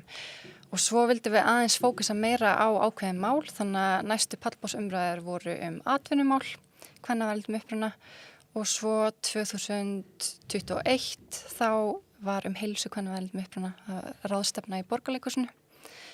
Þannig já, þetta hefur bara byggt upp á raunverulega sögum fólks eða kvenna af reynslunni af því að vera verðum uppruna í íslensku samfélagi. Einmitt, og núna loksins erum við að fara að gefa út bók sem einmitt samansafn. Já.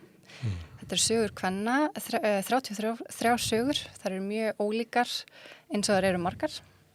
En það eru auðvitað einhverju þætti sem eru sameiginlegir þá aðalega hvað var þar hindranir í samfélaginu. Þannig að hún kemur vonandi setna út á þessu ári. Þannig þetta eins og svona rannsókn, við talaðum við 33 manneskjur reynslu þeirra.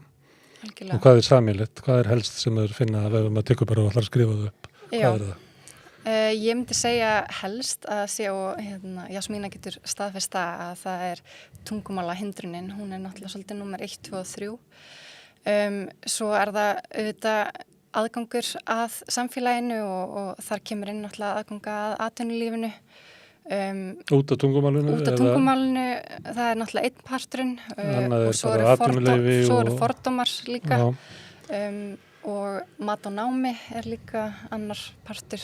Þannig að þetta alveg margslungið en íslenskan kemur hana sterk inn sem svona, já. Við höfum svolítið rætt íslenskuna hérna við Rauðaborðið. Það hefur komið alls konar frambæði hún Agnieszka Sokolovska var að segja okkur frá sinni reynslu, hún gerir það með miklum segir það kröftulega frá sinni reynslu, en síðan hefur líka verið að ræða aðgengið að íslensku, það kom mér á óvart að það er alltaf verið að tala þetta, svo kemur bara ljósa að það ekki námskeið í boði, þú veist, bara upp að ákveðnum tíma og annað slíkt, hvað? Það þetta náttúrulega kemur bara í, eins og hún segir, Elinborg í bókinni, það sem sameiginlegt en ég náttúrulega starfi í þessum málaflokki í mörg og ég búið að hitta marga og þetta endurspegla algjörlega upplifun innflytjenda með íslensku. Það helsta hindrunin, það kunna ekkert íslensku og svo í öðru lagi það ekki nægilega fjölbreytt úrval af íslensku námskeiðum fyrir fólk til að læra. Þetta svona hefðbundin námskeið, þú veist, kennt á kvöldi í MSS sem bara frábært, en þetta hentar bara ákveðnum hópi. En svo þarf að vera kannski íslensku kennsla í gegnum netið og svo íslensku kennsla í gegnum kannski vistir og svo þarf að vera talþjálfun og svo þarf að leggja áherslu á málfræði og svo þarf að vera í boði eftir ákveðnum iðnaðargreinum, þar sem að fólk vinnur í, þar sem getur nýst í starfi, þar sem getur nýst í lífi og allt þetta. Þannig að það þarf að vera marga leiðir í boði og mjög fjölbreyttan hátt og við lærum náttúrulega ekki öll bara eins, við veitum það öll. En því miður... Það vantar ekki helst bara fyrir svona aðeins lengra gengna, þannig að ég get bergað mér í vinnunni og ég get bergað mér út í búð, en ég vil tala íslensku þannig að ég geti sagt hvernig mér líður. Já, þeir eru tala algjörlega þetta.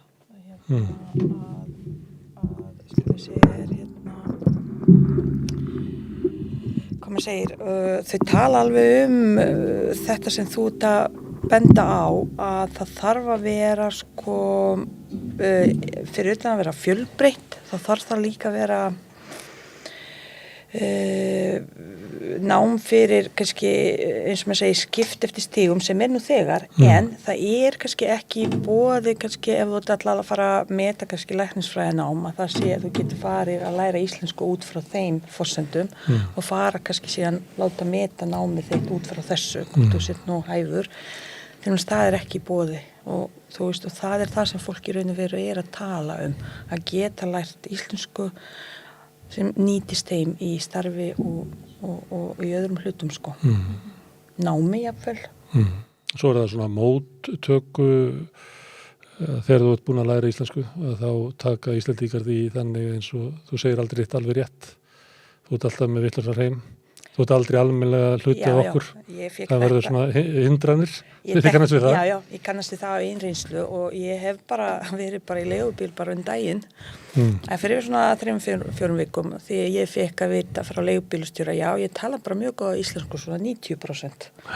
Þannig eftir 26 ár sem ég tala mjög góða íslensku á mínum mati og margra orgla, en þetta var samt 90%. Já, þú ert aldrei nógu góð. Já, þú ert aldrei nógu, og ég get ímyndað mér það að, þú veist, og ég þekki alveg fólk sem vinnur kannski í opinberri stjórnsýslu og vinnur á vinnumarkaði sem fær rosalega mörg skot á sig vegna þess að fólkinu finnst þau tala bjaga íslensku ekki nægilega nógu vel að þau tala með hreim. Ég hef aldrei getað skilið það, ef þú skilur manneskjuna, hvað skiptir máli hvað hreimur Nei. Og þú losnar ekki við hreiminn. Nei, ekki ef þú kemur hingað fullorðinn.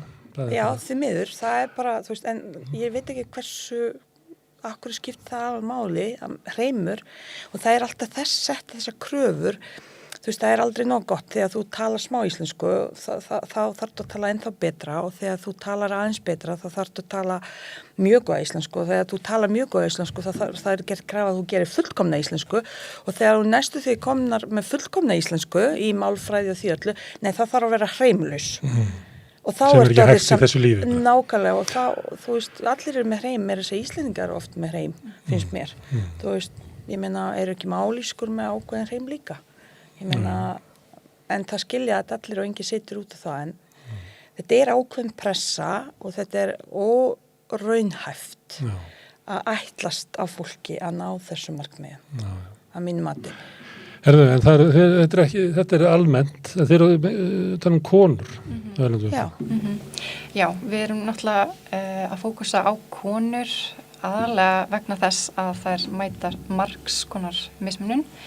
Það auðvitað tengt kyni en líka uppruna og svo bætast aðrir þætti við eins og húðlitur, fötlun, kynhneigð og svo framvegis, en við vildum fókusa á konur af því að þær eru almennt bara því miður í verri stöðu í íslensku samfélagi. Það kona sem upphafið á þessu, náttúrulega það sem hún safnaði. Kona, já, nákvæmlega. Akkur fór hún að safna þessu sögum? Hún í rauninni, já, þetta svona löng saga, en hún sjálf las sögu Amelia, ég man ekki eftirnafnið, en hún kom hérna til Íslands fyrir mörgum árum síðan, eitthvað í kringum 1950 ef ég man rétt, kona eldum uppruna og var að lýsa svona, sinni upplifun á íslensku samfélagi og henni Leticia fannst þetta vera svo líkt hennar reynslu og þetta var samt svona mörgum árum fyrr. Þannig að hún vildi safna þessum sögum líka bara til þess að kortleggja upplifun allra kvenna í íslensku samfélagi sérst í dag og það eru við að gera núna einmitt með þessari bók og ég held að þetta sé einmitt eins og þú segir, þetta í rauninni svona heimildarsafn að skjalfesta allar þessar sögur. Þannig að hún hefur byrjað á því bara að leita sögum til þess að skilja betur bara sína stöðu hérna í samfélaginu. Já, og því miður var bara ekki réttu tími og í rauninni kannski ekki jafn mikill áhugi fyrir útgáfu á svona bók fyrir það bil 10 árum síðan þegar hún var að vinna í þessu. En núna get ég sagt að fólk vill heyra þessar sögur og það komin tími til. Það hefur breyst eitthvað á 10 árum? Það búið breytast helling. Okay. Helst það að við erum að fá síðustu árin mun fleiri innflytjendur hefur við nokkuð tíma fengið síðustu 6 ár. Tölurnar eru stækka mjög fljótt og og það líka sko það sem Elinborg segir, það rosalega mikilvægt, við erum að skrá alls konar sögur af alls konar fólki og sögur kvenna erlendum uppruna, hvernig þær hafa breytt íslensku samfélagi og hversu mikið áhrif hafa þau haft, þú veist, á þessar breytingar sem við erum að sjá núna undanfarin ár. það mjög mikilvæg punktur til að setja hlutin í samhengi og sérstaklega fyrir söguna einhvern tíma eftir 20-30 ár þegar fólk að lesa að geta verið þessa heimildir þessar konur og hvað þær verið að gera. Þetta eru í raun og veru nýja Íslendingar. Þetta eru hetjusögur. Já, það eru þessar konur búin að fara í gegnum ýmislegt og margt svona ólíkt en samt líkt. Sögunar náttúrulega ólíkar eins og við förum gegnum lífið, bara öll einhvern veginn á ólíkan hátt, en samt líkt að því það svo margt sem eiga svona sameilt, þú vorum ræða hérna í byrjun. Þú veist, það glíma kannski við sömu hindranir í íslensku samfélagi og almennt bara held ég innflytjendur, þó við innblínum á konur, ég held að þessi alveg hægt alhæfa öll kynin og að þessar hindranir að vera erlendum uppruna fyrst og fremst og í öðru lagi að vera kona og í þriðja lagi kannski að vera á dökkan hörund, kannski í fjórða lagi fötluð. Þú veist, það raða svo margt og það setur konurnar í mjög erfiða stöðu. Við erum núna, það að vera að segja eins og við vorum að ræða jafnréttisþingið daginn og þá kom í ljós að það tvöfalt byrði tvöfalt erfiðar að vera kona erlendum uppruna heldur íslensk kona og það svo mikilvægt að vita því vegna þess að það hlutinni ganga koma sér mikið hægara fyrir þær. Þú veist, þær fá ekki menntun sína metna.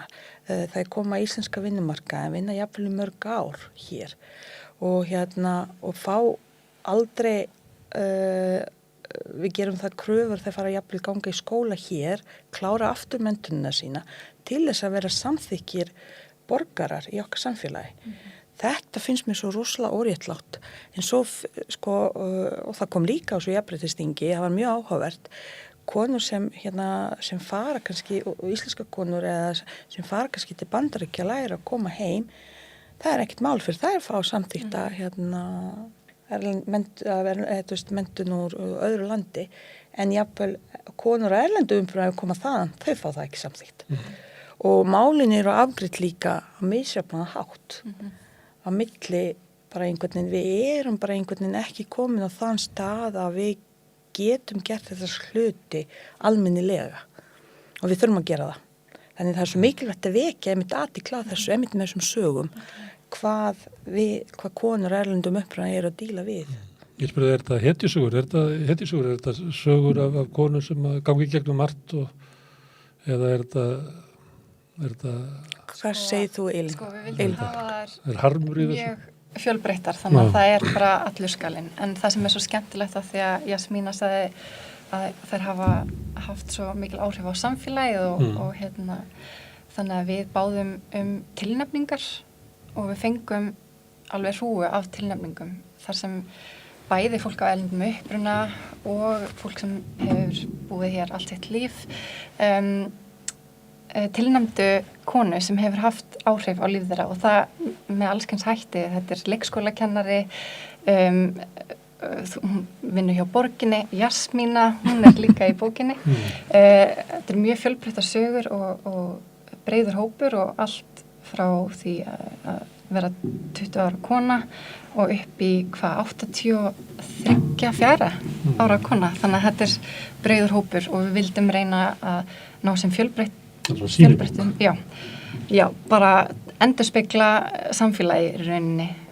Bæði aldurshópur, lönd en svo líka bara mismundi stöður í samfélaginu. Þannig að við vildum, þetta ekki einhver ein saga, þetta eru 33 sögur og mjög ólíkar. 33 einstaka manneskjur. Já, maður orða þetta þannig, ég ætla ekki að tala sjálfa mig, ég veit alltaf hinar, ég veit nokkra sem hafa tekið þátt, það eru alveg magnaðar sögur, en ég bara vildi til að þær höfðu samband við mig bara, einmitt eins og hún sagði, bara því það var einhver sem var tilnefnd, fólk var að tilnefna, þannig það hefur, en en ég hef verið fylgjast með samtökum síðan það að því ég tel til dæmis það sem þú veist það líka önnur samtök hérna sem eru bara mjög virk og mjög flott og ég einmitt meðlimur þar líka. Konur af erlendum uppruna. Já, konur af erlendum uppruna, samtökin af erlendum uppruna. En sko áherslan kannski pínu öðruvísi. Það sem finnst svona með hennar rödd, það reyna að lyfta svona konur af erlendum uppruna til að vera sýnilegar. Og það það sem höfður rosalega til mín til dæmis. Ég hef alltaf verið þeirra skoðunar að konur af erlendum upprunar ekki mikið sjónvarpi, útvarpi eða sýnilega, við erum ekki nægilega nóg mikið heyra hreim í sjónvarpi, við erum ekki nægilega horfa konur frá Miðausturlöndum með slæðu. Það var svo áhugavert því ég var í Stokkólmi núna bara fyrir stuttu síðan og ég kveikti sjónvarpinu á hótelherberginu og stjórnandi á þáttinum var kona með slæðu. Þetta hefur við náttúrulega aldrei séð íslensku sjónvarpi, konur frá Asíu, Afríku og fleiri löndum. Þetta vantar okkur algjörlega og rödd þeirra líka að heyrast. Þetta þurfum við að lyfta meira upp og það einmitt okkar hlutverk svolítið að gera það og ég held, með því að konur sé meira sýnilegar, innflytjendur eða flóttafólk eða hvað sem að erlendum uppruna, að þetta verður svolítið normið fyrir venjulega Íslendinga því ég var að hlusta á Írisi áðan, það akkurat þetta, við þekktum ekki árið 99, kannski marga innflytjendur en í dag, þetta orðið bara venjulegt, ég meina með fyrsta barninu mínu sem 25 ára, það var bara, hún var alltaf ein í bekknum. Í dag ég á 11 ára strák, það helminga bekknum krakkarnir af erlendum uppruna. Þetta mikið breyting og við ætlum alltaf að útiloka þann hóp út frá samfélaginu. Þá erum við alltaf búa til eitthvað sem hægt að henda bein og milli við getum rífist endalaust svo auðvelt að gera það. Þannig að vera sýnilega, vera svona búa til þetta norm að bæði konur og kallar og fleiri geta af erlendum upp að tjá sig með hreim, það bara eðlilegt, það á að vera normið. Að sjá konu með slæðu sjónvarpi á að vera normið. Alveg eins og sjá konu í jakkafötum. Það bara normið í dag sem var ekki normið fyrir 80-100 ára síðan, skilurðu. Þetta kemur einhvern veginn svo seint og Íris voru eitthvað velta þessu fyrir okkur að því að hugmyndirnar hvernig stefna stjórnvaldi í flóttamannamálum á að vera, hún einhvern veginn breytist ekki þó að samfélagið hafi gerbreyst, það svo breyting samfélagsins hafi voðalega hæg áhrif. Já, en samt á 26 árum sem ég búið að vera hérna á Íslandi, það var búið að vera gífurlega breyting. Ég segi það kannski í 11 ára bekknum, það þetta orðið gríðarlega breyting, en það nær bara ekki inn á kvöldfréttir ríkisráðsins eða inn á hugmyndir stjórnmálamanna, það bara nær ekki okkar. Já, það alveg, en það þetta með þetta norm, við höldum svolítið, ég hef verið þeirra alltaf skoðunar að þegar fólk kemur til landsins, þá eins og ég, til dæmis, ég bara veit þetta eigin reynslu, maður kemur með sitt eigin gildi inn í samfélag og maður getur ekki einhvern veginn þvegið það af Keflavíkurflugvelli og bara stíð inn í samfélag bara upp á nýtt og alltaf bara gleyma hvað maður Ekki frekar heldur þegar ég fyrir út þetta. Nákvæmlega, það nákvæmlega eins.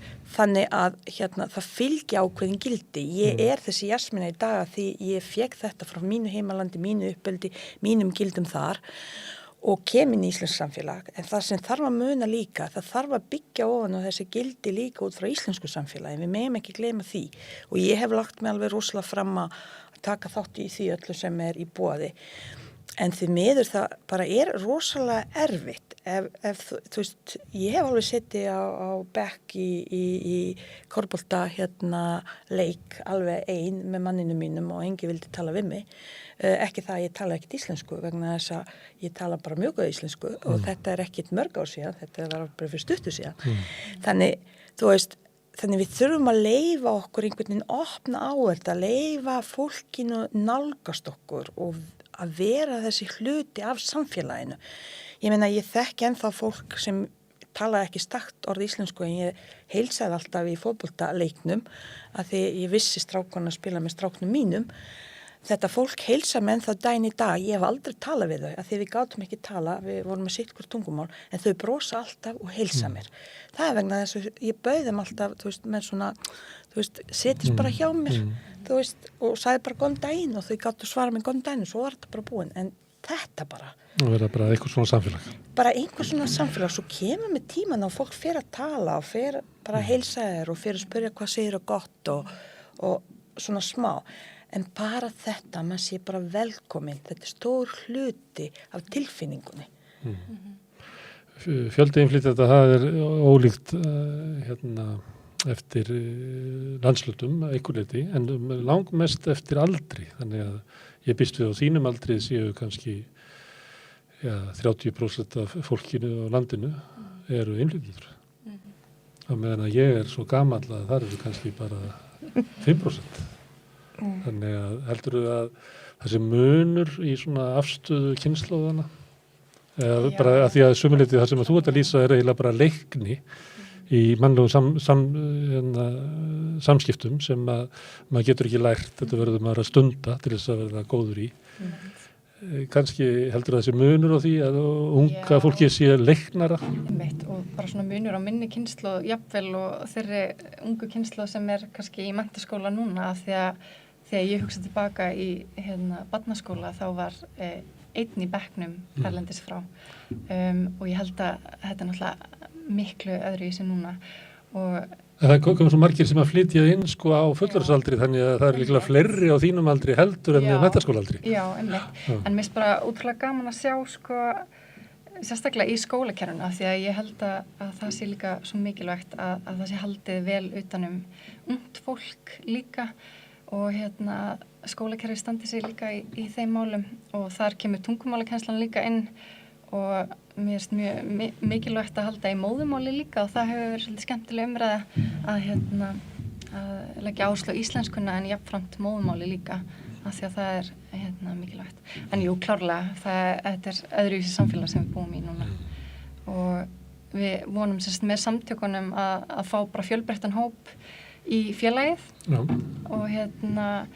og að verði svona mikil þáttaka í viðburum hjá okkur, pallborðsumræðum og ráðstefnum af því að þetta er svo mikilvægt tengslanett sérstaklega á þessum viðburum þegar fólk hittist í kaffipásunni eða eftir viðburinn og byrjar að tala saman, það verður bara eitthvað svo fallegt moment akkurat þá og það er tilgangurinn eins og Jasmína sagði með samtökunum að brúa svolítið bilið á milli kvennaverndum uppruna og samfélagsins að það sé ekki bara hópur af erlendum uppruna að tala við hvort annað. Það þarf að vera samtal á milli. Þess að þú sem er ekki að erlendum uppruna. Já, þetta verður að vera fjölbreytt. Er það neitt vitundavakning að vekja athygli á þessu og segja sögurnar sínar og allt þetta? Það er svona hluti af svona ferlinu að segja sögur sínar, að láta aðra vita af stöðu hópsins og stöðu minni og allt þetta. Annað er svona tengslanett sem tengir á milli hópsins. En svo kemur einhvern veginn að því að sko hópurinn fyrir að segja bara, heyrðu, við viljum hafa þetta svona komið nóg að því að við erum að segja hver staðan er, hvernig við erum okkur haldið niðri, hvernig tungumálið nota til þess að halda okkur niðri. Nú viljum við að það hætti. Við viljum fá svona mikið af íslenskukennslu, við viljum fá svona mikið af þessu. Hvernig kemur að því að innflytjendur fara að gera þetta? Ég viðurkenni það alveg, mér hefur alveg dottið það í hug. Ég hef verið frekar áberandi í umræðinni með alls konar, hefur sterkar skoðanir en sko, ég held að bara, ég er ekki alveg frá því að þetta styttist bara í það. Og ég er nefnilega hrætt það, ef það er innan 2-3 ára, ef það er ekki farið að bregðast, ef stjórnulega fara að bregðast við þessum áskorunum sem innflytjendur kalla eftir, þá er ég svolítið hrætt að það verði einmitt þetta, að það dettur einhverjum hug að stofna jafnvel stjórnmálaflokk eða fara í einhverja svona baráttu og segja, nú ætlum við bara að taka sæti og það verður þessi núningur að því fjölgun... Eins og við, það er til svona flokkar í Hollandi Ég meina, þetta er bara akkurat, við erum alltaf svona smá og eftir hinum Evrópulöndum, en það gæti alveg komið komið að því. En það sem Og við erum að tala þá flokka sem að innflytjendur leiða, við erum ekki að tala um hérna restaflokkana. Já, og þú veist, nei, við erum ekki að tala um það, við erum að tala um að fólk bara búið að fá nóg og vill fá sín fulltrúa inn á þing eða sín fulltrúa í einhver samtök eða sín fulltrúa í hitt og þetta til þess að leggja áherslu á íslensku eða betur bæta vinnumarkaðin eða einhver aðgerði þar eða hvað sem er. Þannig það þarf að passa upp á því það getur verið líka hættulegt að bjóða upp umræðin sem ég oft vara við, þetta við og þið. Þú veist, hún býður svolítið upp á þetta ef þú ítir einu hópi svona út úr þessu svona ekki bannánum heldur, bara erfitt að komast í samfélagið og þau eru svona skilin út undan og eru upplifað þessi annarflokks, þá náttúrulega vitum við það í gegnum söguna, þá rís fólki einhvern tíma upp og segir bara hinga ekki lengra.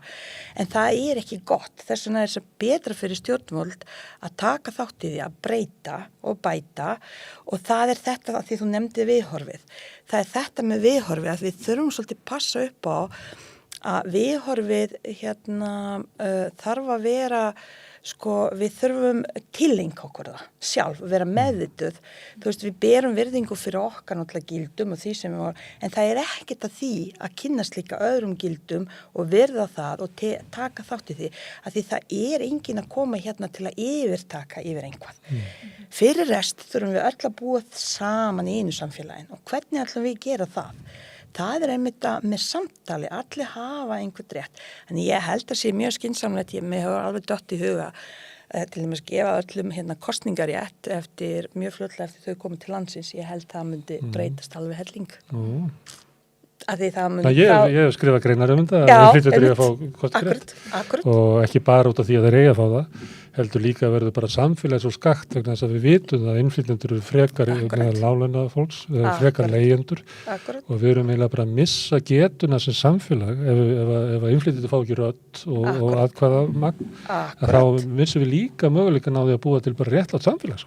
Já, það er alveg, þú veist, það eru tækifæri þar og ég meina við þurfum að hafa fulltrúa ef við upplifum, þú veist, innflytjendur og ég tala við mig líka sem Íslendingur, ef við, þú veist, upplifum, þú veist, þetta við og þið, þá verður þetta að einhver tímapunkti að þau heimta einhvern fulltrúa vegna þess að þeim finnst þau hafa enga rödd, engin hlustar og engin tala. Við sjáum þetta líka á framboðslistanum, ég meina í stjórnmálum, það er ekkert eins og það sé einhver offramboða að fólki erlendum uppruna. Og það fólk sem er erlendum uppruna eru kannski konur sem eru giftar íslenskum mönnum og eru með annan fótinn eiginlega inn í samfélaginu sem ég er ekki að lítið úr því en það er kannski auðveldara og er svona eitt og annað og það er einmitt svolítið líka leita þar á þessu fólki sem eru svolítið svona hvað maður segir, sterkari einstaklingar sem tala góða íslensku og svona, þú veist, það vantar alltaf þessa fjölbreytni og ég hef alveg ítrekkað lendi þessu og benda fólki, þú veist, það vantar fjölbreytni í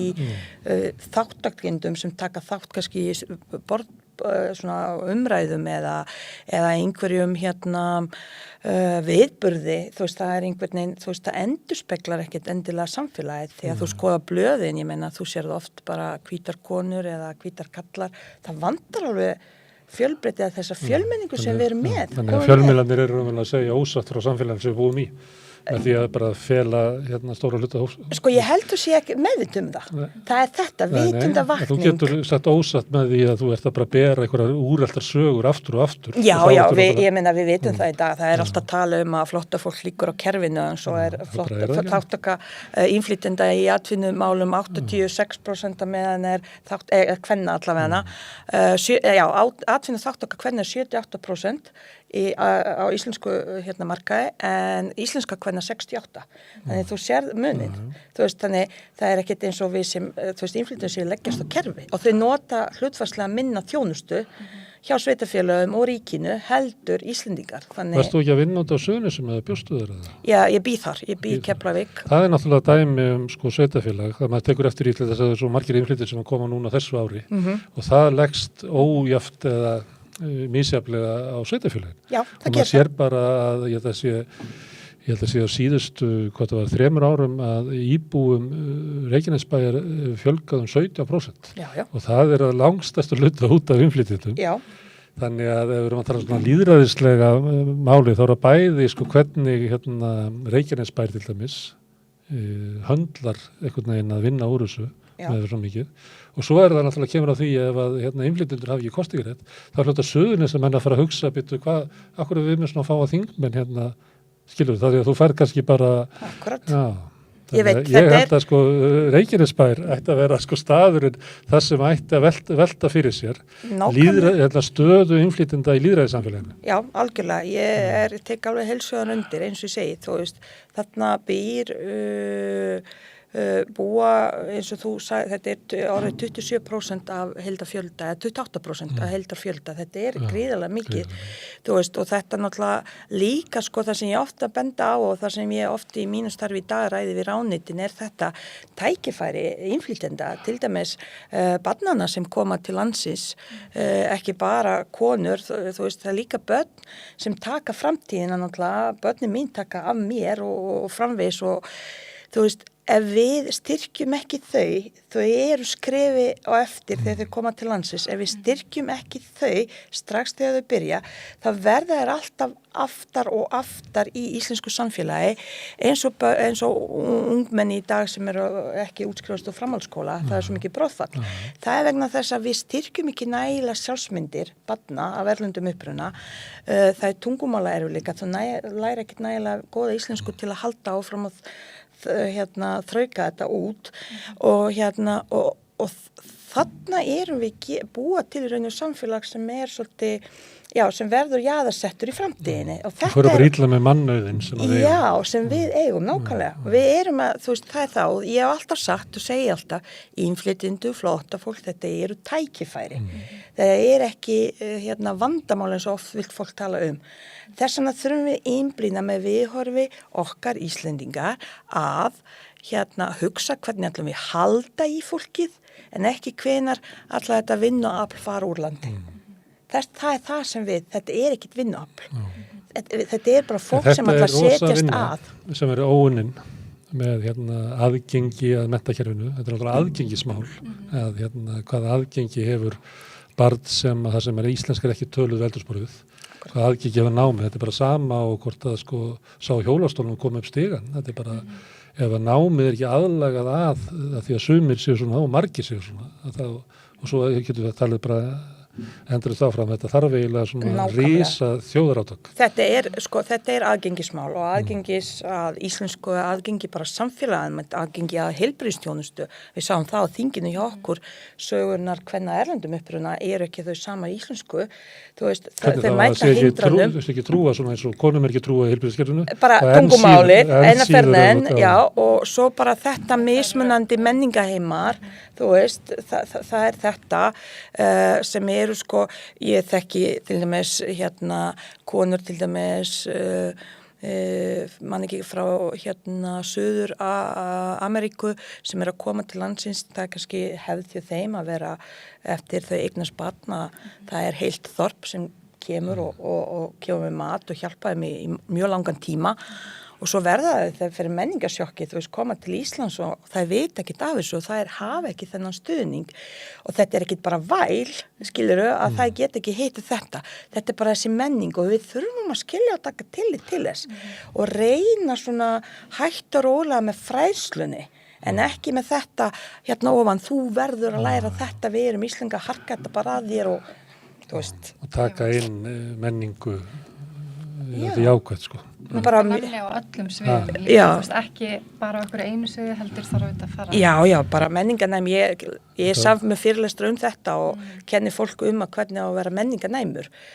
Því ég á auðvelt með þetta, ég ólst upp í samfélagi sem var fjölmenningalegt, bæði trúanlega og eftir þjóðurnum. Og þetta er bara innbyggt inn í mér og ég man þegar ég kom til Íslands, ég hugsaði með mér því ég var útskrifuð, ég á ekki jól á sama tíma og Íslendingar og það er fullt af fólki sem á ekki jól 24. Þetta var eins og fyrir suma Íslendinga, þetta var eins og uppgöta rafmagn. Þú veist, fyrir 26 árum það var ekki skilningur. Við erum komið mikið lengra í dag. Margir vita við sem alls konar og svo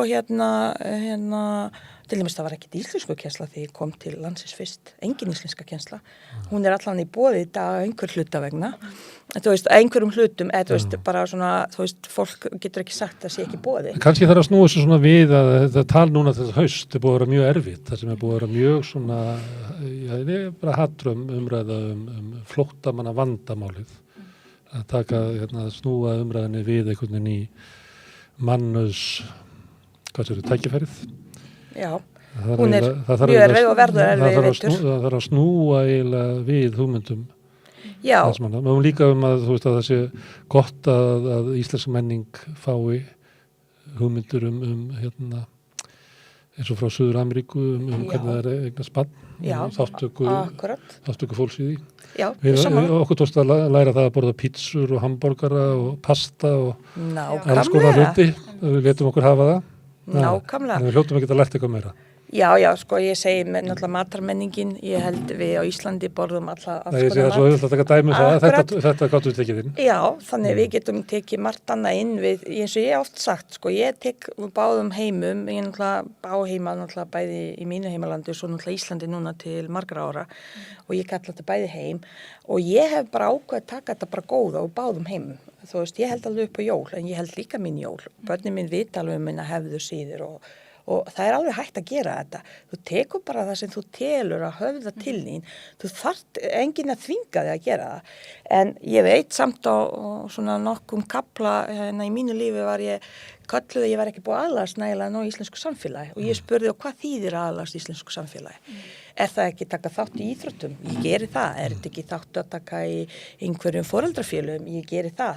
Er það ekki að tala íslensku? Ég geri það. Er það að borða þorramat? Ég geri það líka. Þú veist, hvað er aðlast? Ég á fullt af íslenskum vinum. Býtu, af hverju er ég ekki aðlöguð inn í íslensk samfélag? En sumir túlka það bara... Hvað var svarið? Þú veist, það var alltaf svarið. Veistu, það var rosalega fyndið. Nei, það var fyndið. Það var bara, en þú skreitir ekkit fyrir jól. Og ég alveg bara, en ég skreiti ekkit að því ég bara nenni ekki skreita. Þú veist, það er ekki að því ég vil ekki skreita, heldur einfallega, maðurinn minn nennir ekki skreita og ég næst kannski sitja upp á gluggana eitthvað, ég get ekki skreitt bara allt. Þannig einhvern veginn þetta hefur túlkast eins og ég tek ekki þátt í íslenska samfélagi að ég skreiti ekki jólum. Ég verði eiginlega að vitna í Marvi sem er í bókinni. Hún talaði íslenska kjötsúpu. Og þetta sé þjóðarétturinn íslensk kjötsúpa. En svo einhverjum tímapunkti var bætt hrísgrónum við. Og hvað?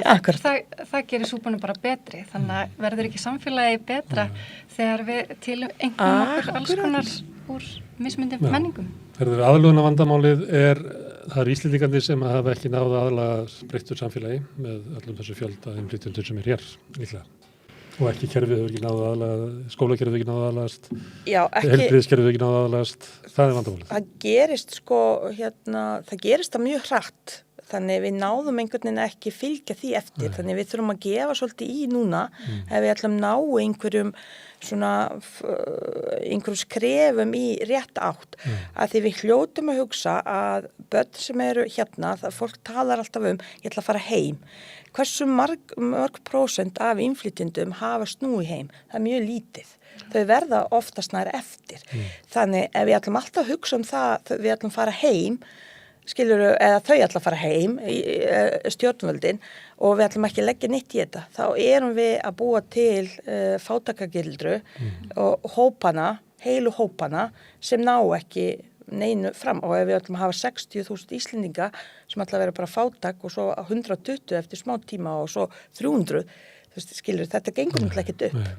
Það er að koma eitthvað svona og við erum líka að tala þetta svolítið, líka til þess að ná saman svona hvað er það sem að raunverulega skiptir máli, hvernig ætlum að gera þetta. Því það er heldur ekki gott sko að viðbrögð stjórnvalda verði eitthvað svona panik í að gera eitthvað að því allt í einu það er ekki gott sko. Við hefum bara gott dæmi Kanada, ég meina það er engin stefna í innflytjenda stefna fullkomin, hún held ég segja ekki til sem er fullkomin. En allan að þó, fólk getur sótt sko Kanada til dæmis, það flokka ríkisstjórnir vinnur með öllum héröðum og þeir bara hugsa, já okkur vantar hérna 20 smíði, okkur vantar 100 lækna eða 20 hjúkrunarfræðingar og þau gera þetta svona saman, taka ákvörðun, samþykkja þetta og eftir þessari stefnu vinna þau. Hér vantar svona marga lækna, hér vantar svona marga smiði, akkur getum við ekki búið til, ég meina ekki, við þurfum ekki að finna upp hjóli, við getum bara að fara að kyntöku þetta kerfi í Kanada og reyna bara svona hægt og rólega innlega þetta. Þau opna fyrir, þú veist, þau ekki bara ESB ríkisborgarar eða eitthvað ákveðin fólk sem kemst inn. Það komast allir inn að einhverju forsendu, þau meta, þau gefa stígin eftir hæfninni og svo alltaf ákvörðun tekin að taka alltaf jaðarsetta hópa sem eru flóttafólk í flóttamannabúðum. Þau tóku 400.000 á þessu ári. Þau setja þessar tölur bara fram. Þau gera þetta markvíst, skipulega og það það sem við á Íslandi þurfum að gera. Við þurfum bara að snúa á því. Róbert, upphafið að þessu að ræða svolítið saman og ég þakka ykkur fyrir að koma og ræða við mig þetta. Takk fyrir. Jasmína og Elínborg. Ég þakka gestum mínum kærlega fyrir íkvöld og ykkur sem að sátu hérna og hlustuðu með okkur. Rauðaborðið heldur áfram á morgun klukkan 8 og ég segi góða nótt.